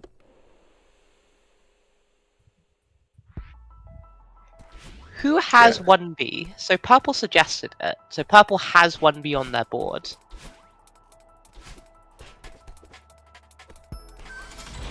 And then... Yeah. It's also worth noting, by the way, that like we can talk about the precise rules of how one objective overwrites another or gets combined or whatever, but also the player is a human and cannot perfectly keep track of everything with the precise rules while also playing Celeste, so they might get it wrong somewhere.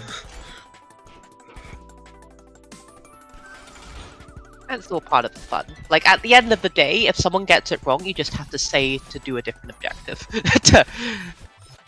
Or, well, attempt to say a different objective and maybe have it get vetoed, but that's all part of the plan. So far, I found it interesting. So sorry. I found it interesting. I'm surprised no one has tried to veto 1B. I was going to say exactly the same thing. This is 1B on everyone's board. So Mishi has B-sides, Creep has 1B, Tommy Camo has 2 binos and 3 chapters, Cookie has 4 B-sides, and Ad has 6 binos and B-sides. Seems reasonable to me. So I mean, something which they could have tried to do is they could have tried to veto it after the second bino. Oh, yes. They just wanted to mess with the players who actually want to complete the chapter. But I think 3 players want to complete the chapter, so that is unlikely to get vetoed. Also, like that's more the sort of thing that you might try to do later in the game, I think. And also right now, possibly with a chapter that has more time after the second banana. Here we go. That's a lot of messages. Yeah, Crossing Up, 2A, 2A Blue Heart, 12 Berries, 2A Site Cassette.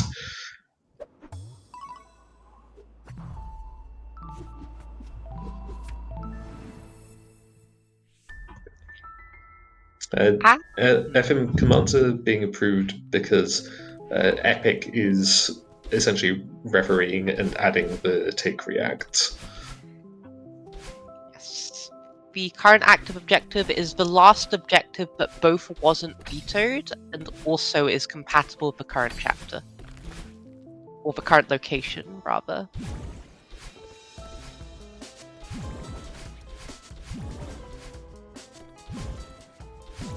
As Site Cassette is now gotten, as Creep takes that on her board.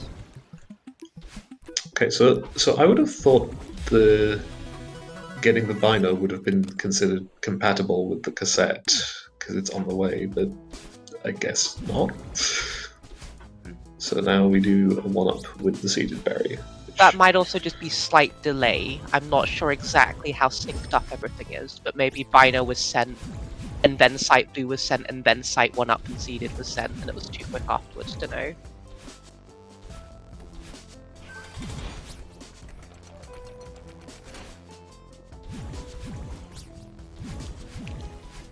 Also, I've noticed Ad has Forsaken City cassette on her board, but they haven't ticked it. I hope they realise that.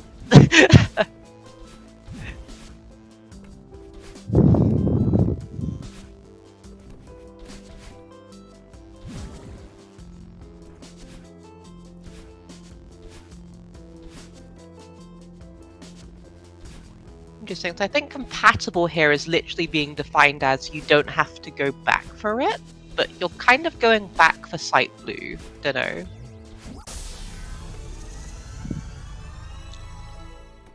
Either way, still early days on this board.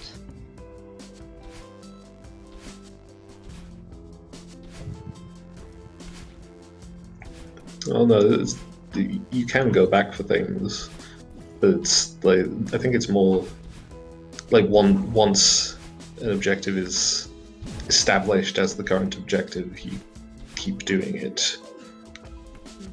And now we go to 2B.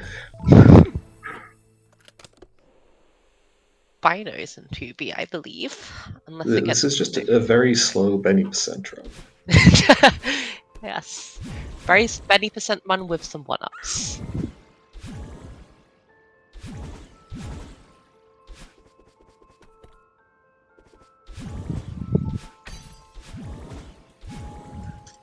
Okay, so does anyone have 2B on their board? No, or I is think this just everyone has general B-side binos or B-side objectives. Okay, yeah.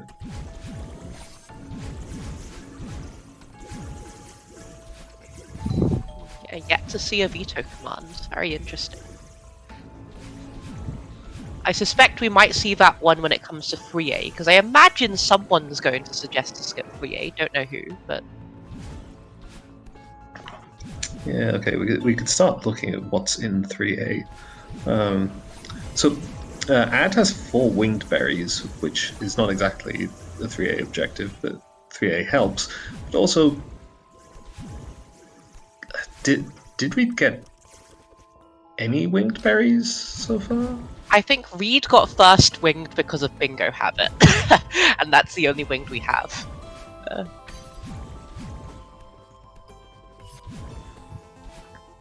Yeah, Ad also has Grappler's Elevator Shaft and Grappler's Presidential Suite. Of course, I should note, like, I'm just looking for what objectives are on the boards, but since the routers are all going for 3 lines, some of these objectives they might have just decided, I'm not going to get that because it's not on a good line. True. I'm just looking.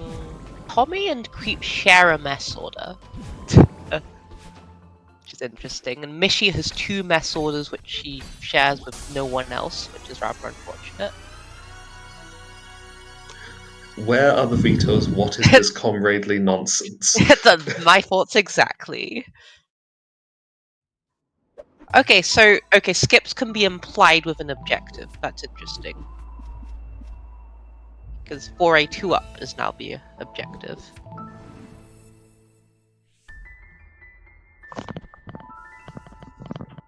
And yes, Creep has get 3 1-ups, so that's why specifying a 2-up.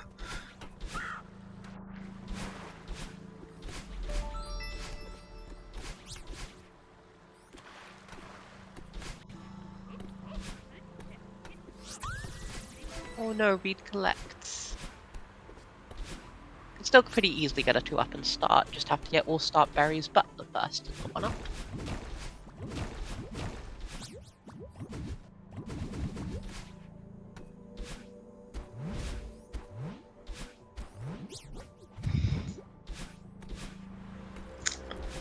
So 4A cassette is technically compatible with the 2-up. Yeah, it is. You can get the cassette without collecting any of your berries. I don't know if Reed will do that, but technically... I think this is discretion of Epic here. Epic are ref. And Reed skipped a berry. Interesting. Don't know if that's intentional or not.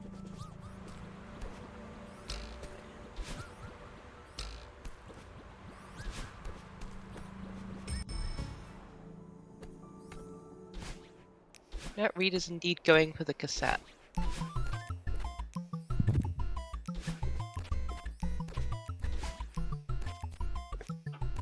So yeah, fun fact which pretty much only comes up in Bingo. You can collect, I think, every cassette without losing a 1-up except in 2A. Because when you get the 2A cassette, you pass through the floor and that counts as standing on it, so you collect a berry. Oh, interesting. Reed, I don't know if Reed has intentionally missed the 6th berry when doing this 4A 2-up, but that screws over... Does that screw over anyone? Does anyone have full clear 4A or start of 4A arb on their board? Someone has start arb. I mean, purple. Purple is creep. Purple, I don't think creep has start of 4A arb. Anyway, this is a 2-up. And now 4B is the current active objective.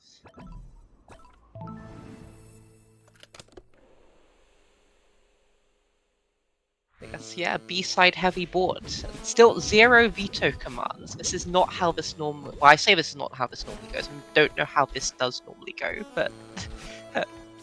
we want some vetoes.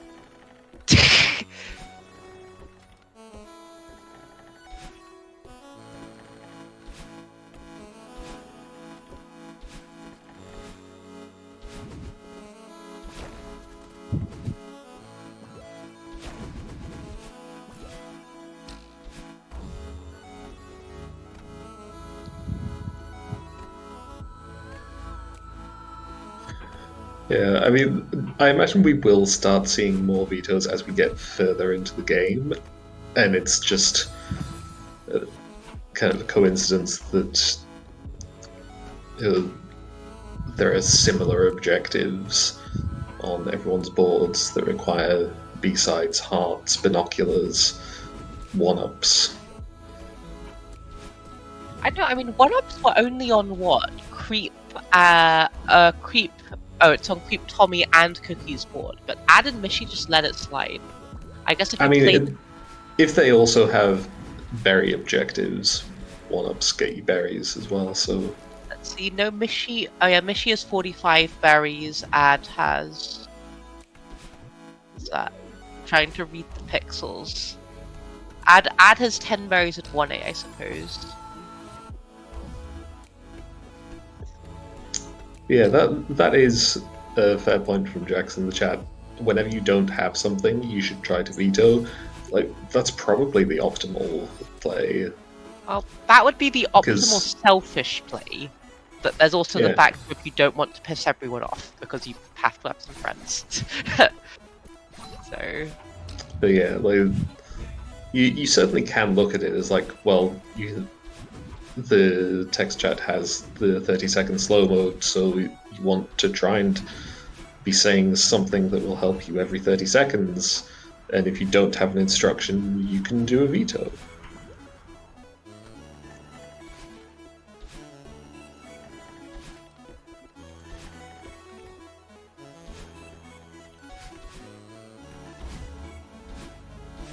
So far, yeah, Benny % run except you get to skip 3B.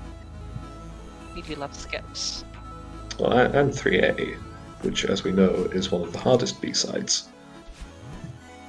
Where does that originate from?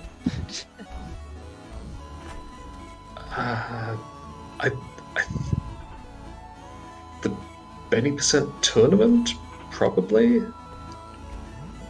Reed did not look at the 2A bino, no. Oh, no, they did, because they went back for it before going to 2B.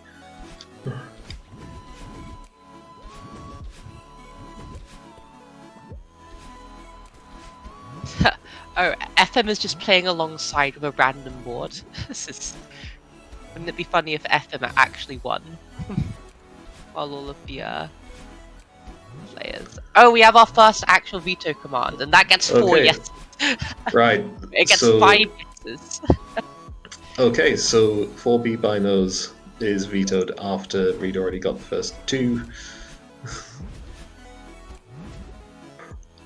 But yeah, it gets vetoed by everyone, including the router who asked for 4B by nose in the first place.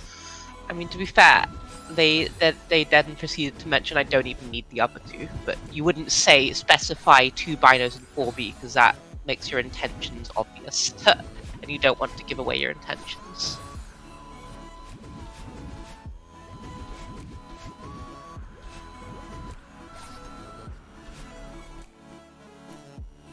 Is this savable? It is, but it's very difficult. Fair enough. Reed opting to just do the casual routes. Thank you for the raid, Eugene. We are currently playing Bingo but Politics, also known as Twitch Plays Ktango. Can you veto yourself? I think you can, technically. Yes, there's nothing against vetoing yourself. Yeah.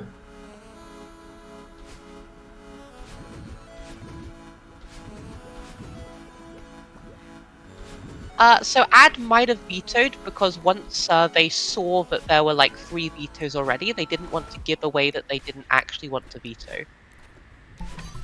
And it's also possible that Ad is just assuming that Reed will end up getting more binoculars in other chapters.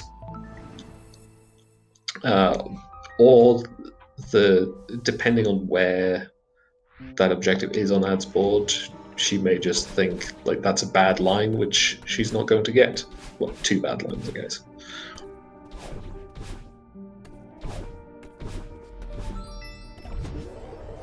So now we are going to see a depths full clear, which is straight up an objective on Creep's board, and she managed to get that instruction in before Grabless full clear, which is I think that would be not allowed anyway, just because Reed is not going to agree to do that.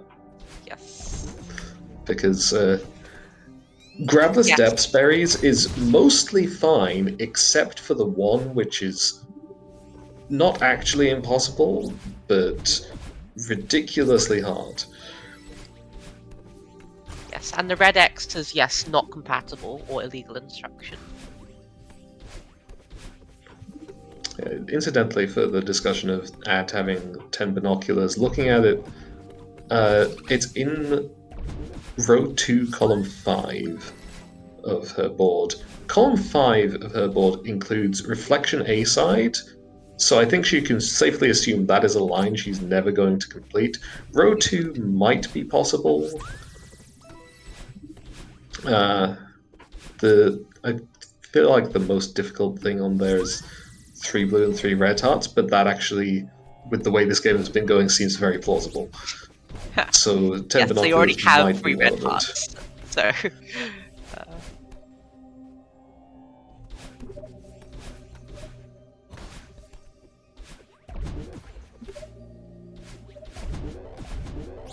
I guess everyone having very objectives means no one's vetoing this, despite this only directly benefiting Creep, who's the only person who has exactly depths on their board. Yeah, so another thing to be aware of is, as I said, the routers are all in VC together, so they can be talking, and they may be essentially lying to each other about how many objectives they have, because obviously they all want to win, and your opponents are less likely to let you get away with things if they think that you're just going to win. But if you make it sound like you're doing terribly, then they'll think, oh, it's fine if I don't veto this, because they're losing.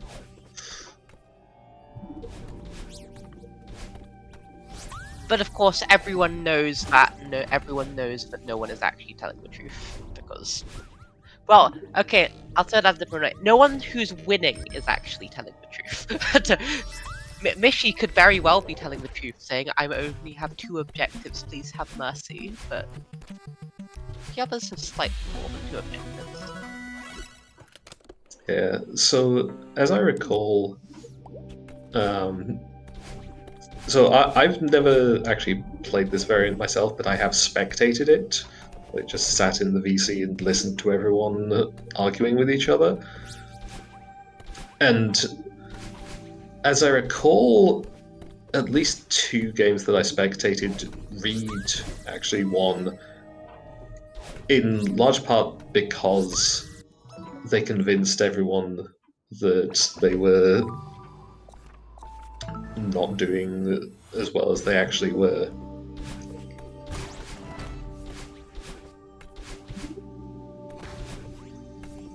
As we see Reed actually completing the depths full clear. Did Reed get the cassette? Yeah, they got the cassette. But they didn't get the heart, so I think they're just returning to get the heart. Yeah, even though they got the key in order to get the heart, and then just...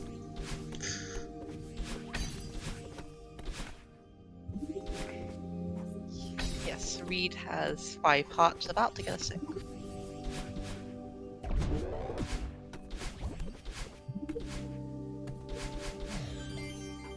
So yeah, this will be 3 blue, 3 red. So I'd probably, well, certainly might want Reed to actually finish 10 binoculars at some point. They can always try to get binoculars and Summit or maybe Farewell. Also something funny worth noting, no A sides have been completed as of yet. As we see 3 unlock unraveling instructions, funny. I think unraveling might be unlocked. Just a thought. I mean, there's still time to override that instruction. Yes, but it would have to get 3 votes to veto, and I doubt that's going to happen. But no, if you just say something different. Oh, true, yeah.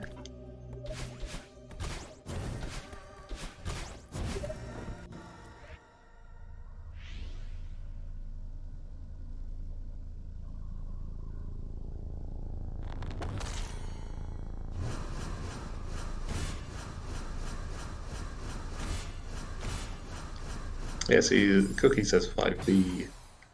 If that had been sent before Unlock Unraveling became the active objective, then Reed would have just quit out.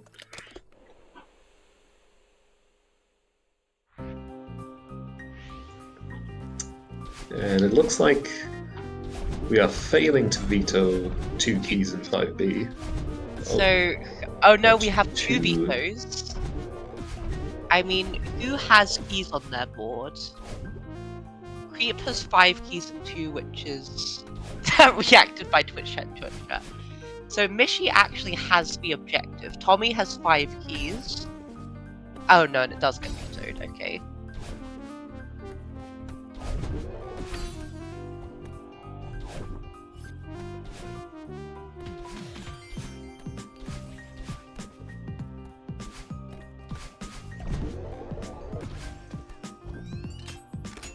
Now uses the key. We always love to see the key used in 5B.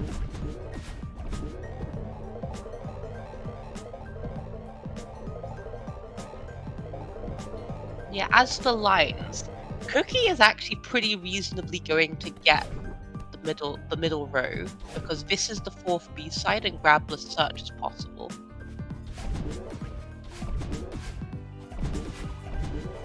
What about Tommy? Tommy has 7 objectives, but no 3 objectives in 1 line. No one else has 3 objectives in 1 line. Rhino does indeed get vetoed, but doesn't get vetoed in time for the stream delay. We shall see.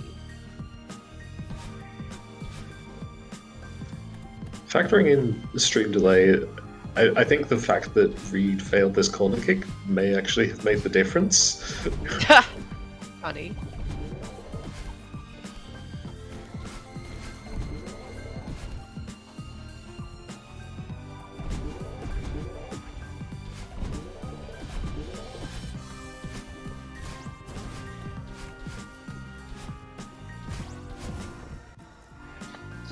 currently have 3 keys, which is not enough for anything.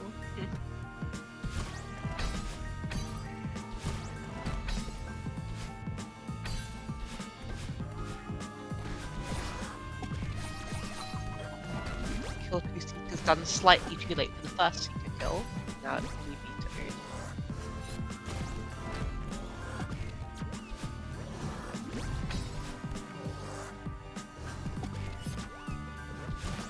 You read improvised strats after the normal strat failed. It does so very successfully.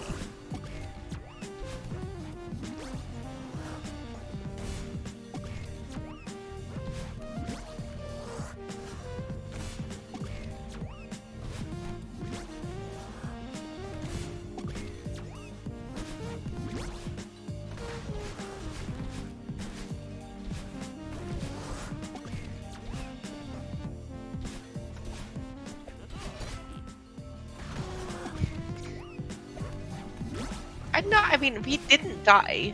Might have been faster than doing normal fast strats. As soon as I say that, we dies.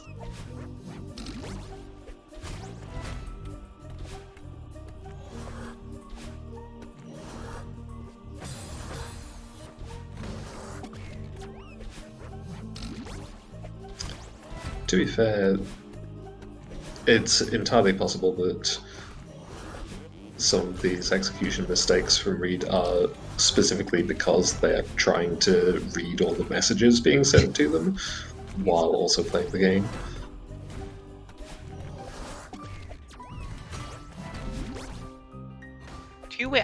Can you say 2-winged in 2? That seems not too unspecific. Because that has to be done in 2 chapters, and there are 3 possible chapters to do that in. Yeah. But we do. I mean, I am not the expert on that sort of ruling. If anyone is the expert on that, it's either Crab or Reed.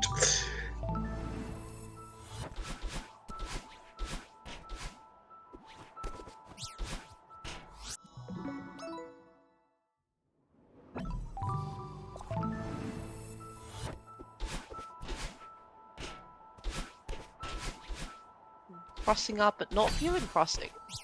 Personally, I would say crossing up would be compatible, but who knows? So crossing up is on whose board? Crossing up exactly. Can I see that on anyone's board? Mishi. Mishi has crossing up, Ad has 10 berries in 1A. And Tommy has 40 berries, 45 berries. Creep has 50 berries and Cookie has 40 berries. Okay, it makes sense. Reed realizes that they already have the Heartberry.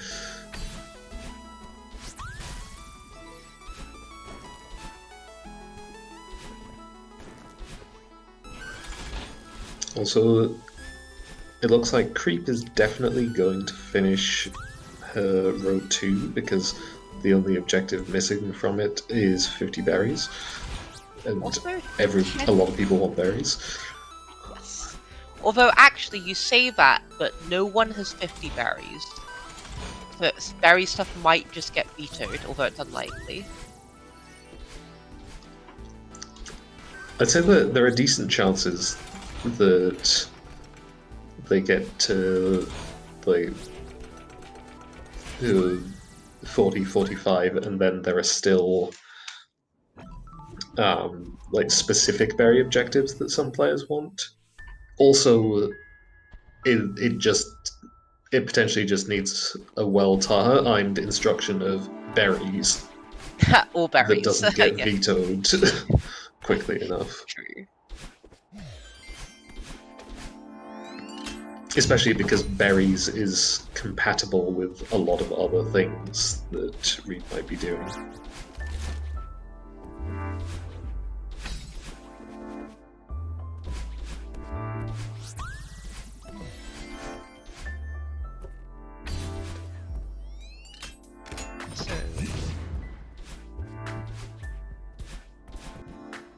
See TCB mess order getting vetoed because it's only on 2 people's boards. So I guess, does Reed default to any % mess order? Technically, it's scrolled off the top of the layout now, but I think technically 3A Blue Heart is the active objective. Ah, so they'd just quit out of 3A if there was no further objective after Blue Heart.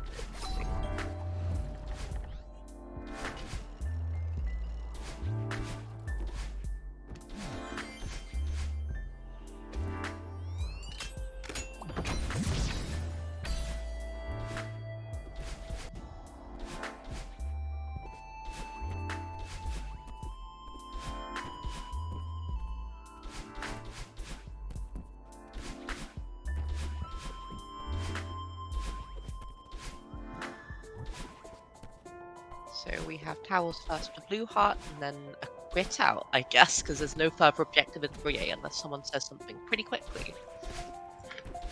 Oh, so I just noticed Tommy has 3 of the objectives on his row 4, but the middle objective of that row is Bird's Nest and Epilogue.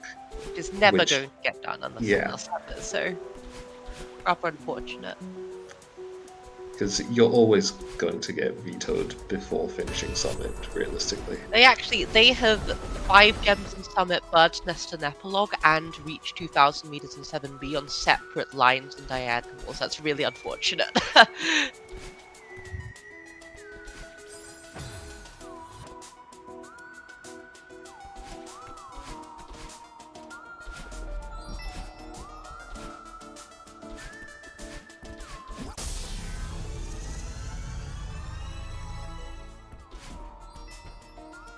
So Resort Blue Heart is done. Nishi takes off 4 Blue Heart, I think. Who else is stuff? Who else is stuff they need?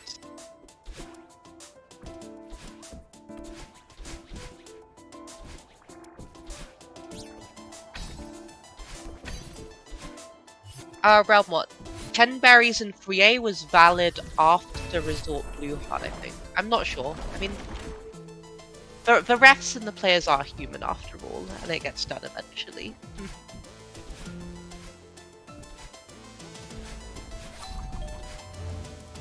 But yes, we are, I think, finishing the rest of Mess Up then?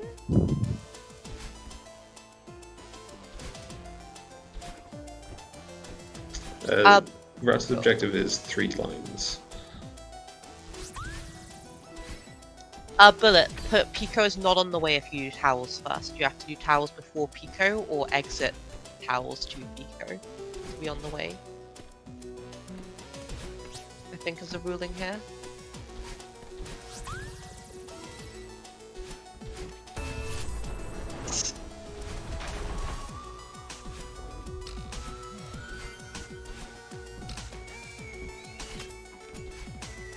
Okay, so we have 3 different players wanting Grabless Shaft. How many people have Growler Shaft is on Creep's board, Growler Shaft is on...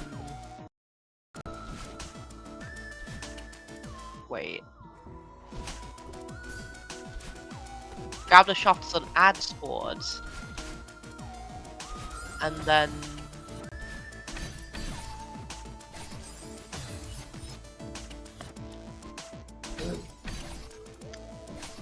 How is...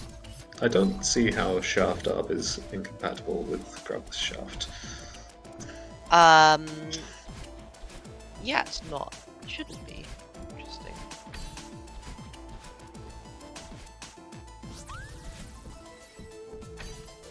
As we get to 45 berries.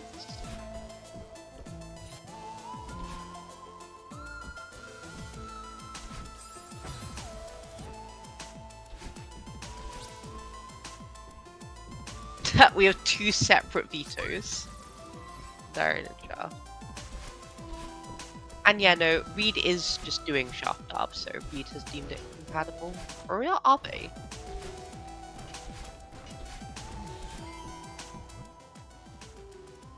And yeah, we see the whole stream delay thing where Diary and Shaft got done even though there were 4 people who wanted to veto it, but the veto was too slow.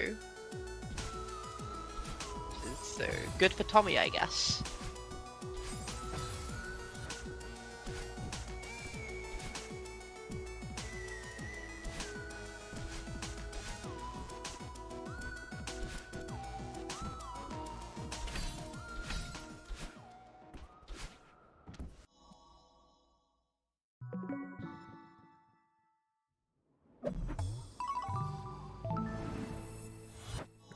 Okay, and it looks like that also may have been a stream delay moment, or just a confusion moment, because the active objective is now grab the suite.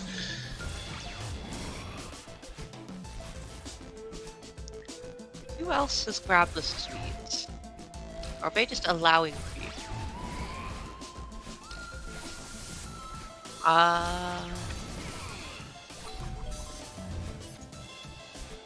No one else has grabbed the suite. Does anyone else need A-sides? Ad also has grabbed the suite, although she probably is not going to benefit from getting it, looking at the lines that it's on.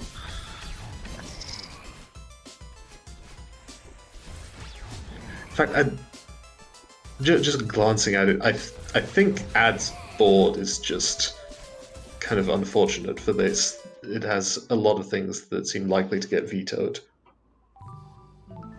Yeah.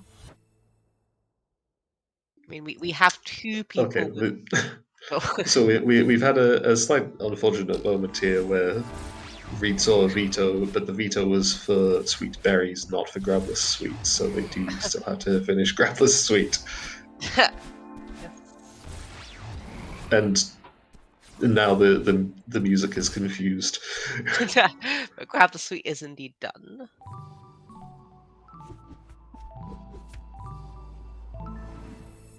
And then the active objective is now for a blue heart, I believe.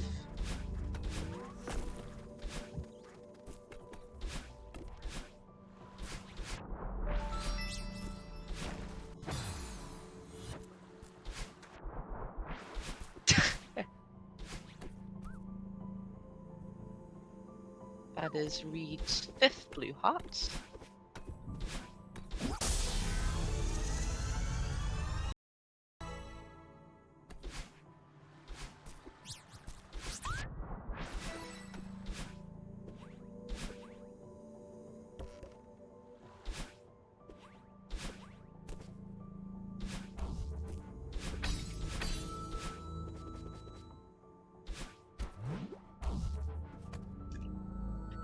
Two berries and 4 A's. Not an instruction that you see come up very often. I think that creep needed to get to 50? No.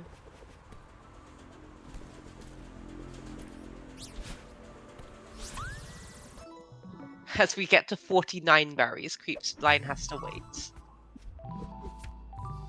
Actually, creep is really close to winning. Creep has 13 objectives and is one objective off 2 lines, off 3 lines. Rather. Yeah, but one of those objectives is 35 berries and 7 A.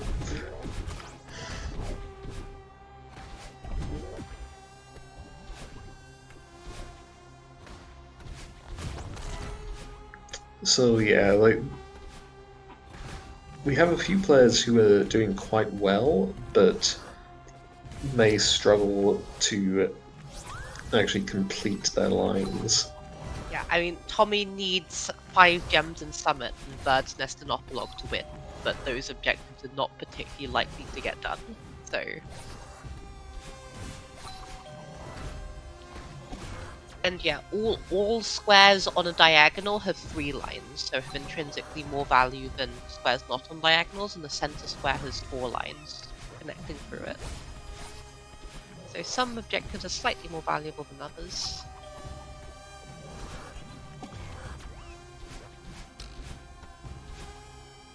Having said that, Tommy has 5 gems in the summit, Mishi has 5 gems in the summit, Bruce has 4 gems in the summit.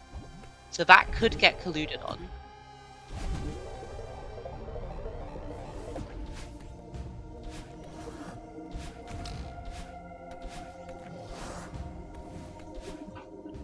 And now we have Grabless Search with 3 keys, though they're currently trying to veto the keys. Who does Grabless Search benefit? That benefits Cookie.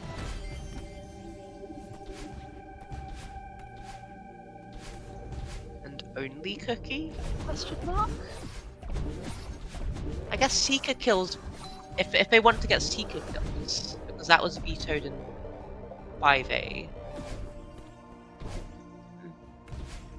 Oh, yeah, search Seeker Kill as well. And Reed is one of the people in the world who is most practiced at this Seeker Kill. So they will definitely go for it. And it's not going to first try, but this is not the easiest Seeker Kill ever. Because you have to get this falling block to crush that Seeker. Yeah, so what Reed is trying to do is you try to stun the Seeker under the moving block, and then the Seeker exploding will trigger the block to move, and then you try to stun it under the block again. As we see there, very cool. Yeah, that. So it definitely seemed like Reed kind of messed that up because they stunned the Seeker too far to the left. So, like, if you just stun it again as soon as it wakes up, you're only going to push it further left and not under the block. So Reed instead actually waited a bit to allow it to come out and then stunned it back in. Which, yeah, kind of crazy. As we see our first check journal command, which can be vetoed.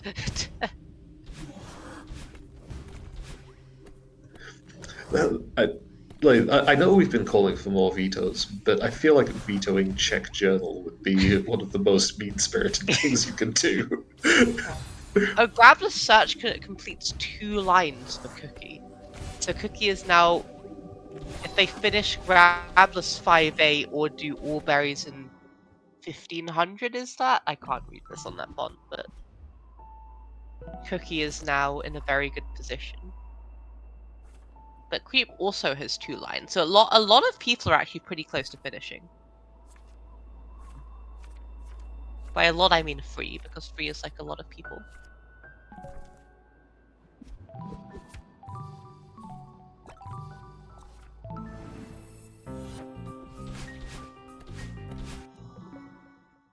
As other 5 VP has gotten vetoed, and we now go to Gems in the Summits. So does anyone directly win off this? No. This gives Tommy 2 lines, if Tommy can get this.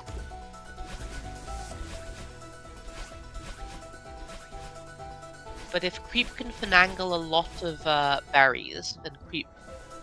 Because Creep wins with 20 berries in 7A. And Cookie wins with all berries in 1500, so...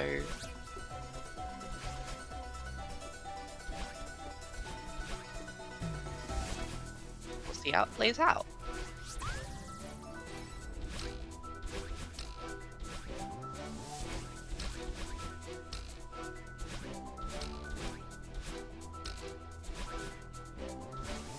Tommy being told that summoning full clear is not a valid instruction. Cookie asking for 1k ARB, which will win them the game if Reed does it. Does 1k ARB win Cookie the game? Yes. Oh, right. Finishes row 4. They just have 3 summit checkpoint ARBs. Interesting.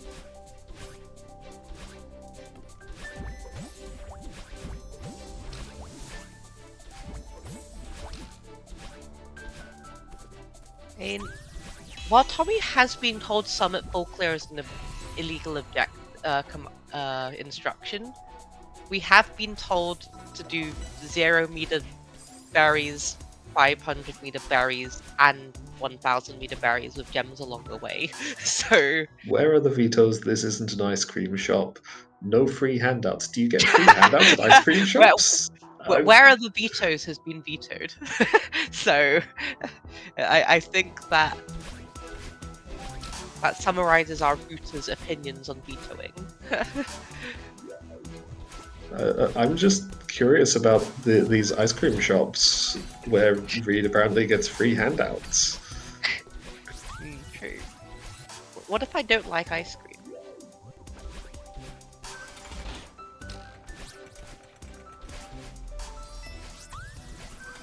Also, thinking about this,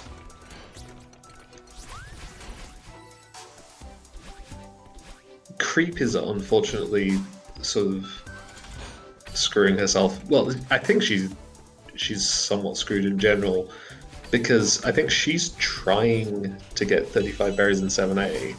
Well, no, 20 berries in 7A, that's left. Oh, is it just 20? But you only get to 16 berries, I believe, at the end of 1,000, at which point Cookie wins. Yeah. And yeah, that's the thing. It's really unlikely that she will ever get that without just making Cookie win. I mean, she could have the Giga Brain Prayer vetoing 1,000 meter up, but I don't think that's going to be accepted. Or it might, who knows? Well, and that's the thing. She's not going to veto that because it helps her, and she doesn't know that it's just a win for Cookie. Indeed. So it would need someone else to veto it. It would need the other 3 routers to veto it. And I don't think Tommy Camo is going to be that router.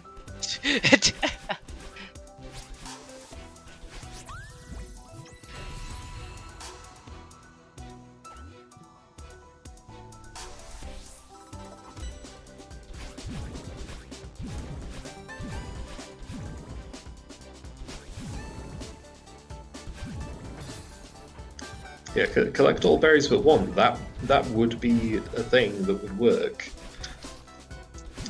In theory, if Creep knew that 1K up won the game for Cookie, trying to just veto the 1K up after getting most of it, although then you end up in the situation where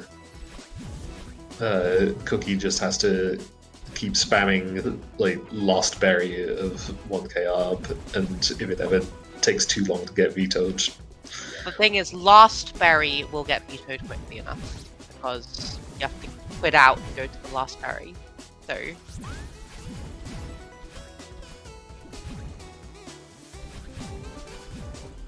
yeah, I don't see any vetoes happening anytime soon, unfortunately.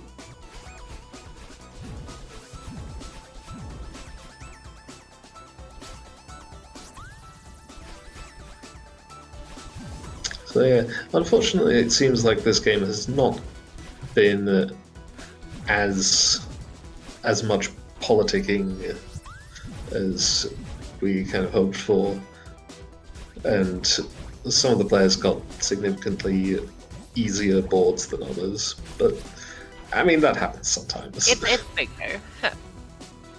What can you do with bingo? As Cookie gets their 3rd line, and that is GG.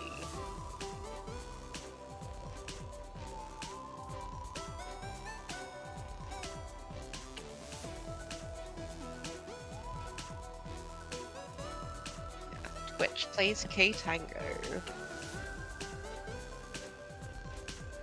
Cookie won. Yes, There yellow. you can see they just posted their board in the chat, and now other people are posting theirs. Well, no, Cookie cannot lose now because Cookie has won now. Cookie has indeed won.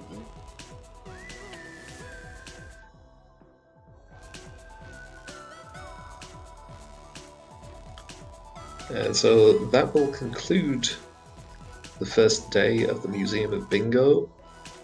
Come back tomorrow for 5 more ridiculous events. Well, maybe not as ridiculous as that one or Rotationally Symmetric Ktango. Those are pretty hard to beat, but still pretty ridiculous events.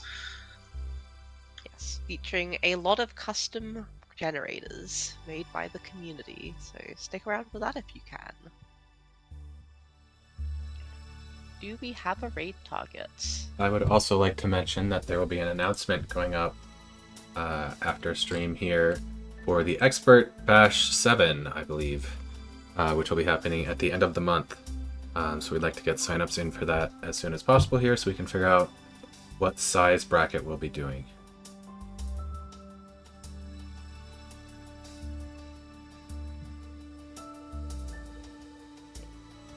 You always love more bingo. Just bingo is good.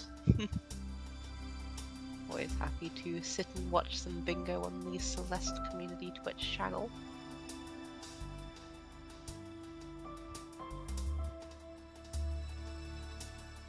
I'm not seeing any raid targets in the Celeste category, so I think we'll just end stream here.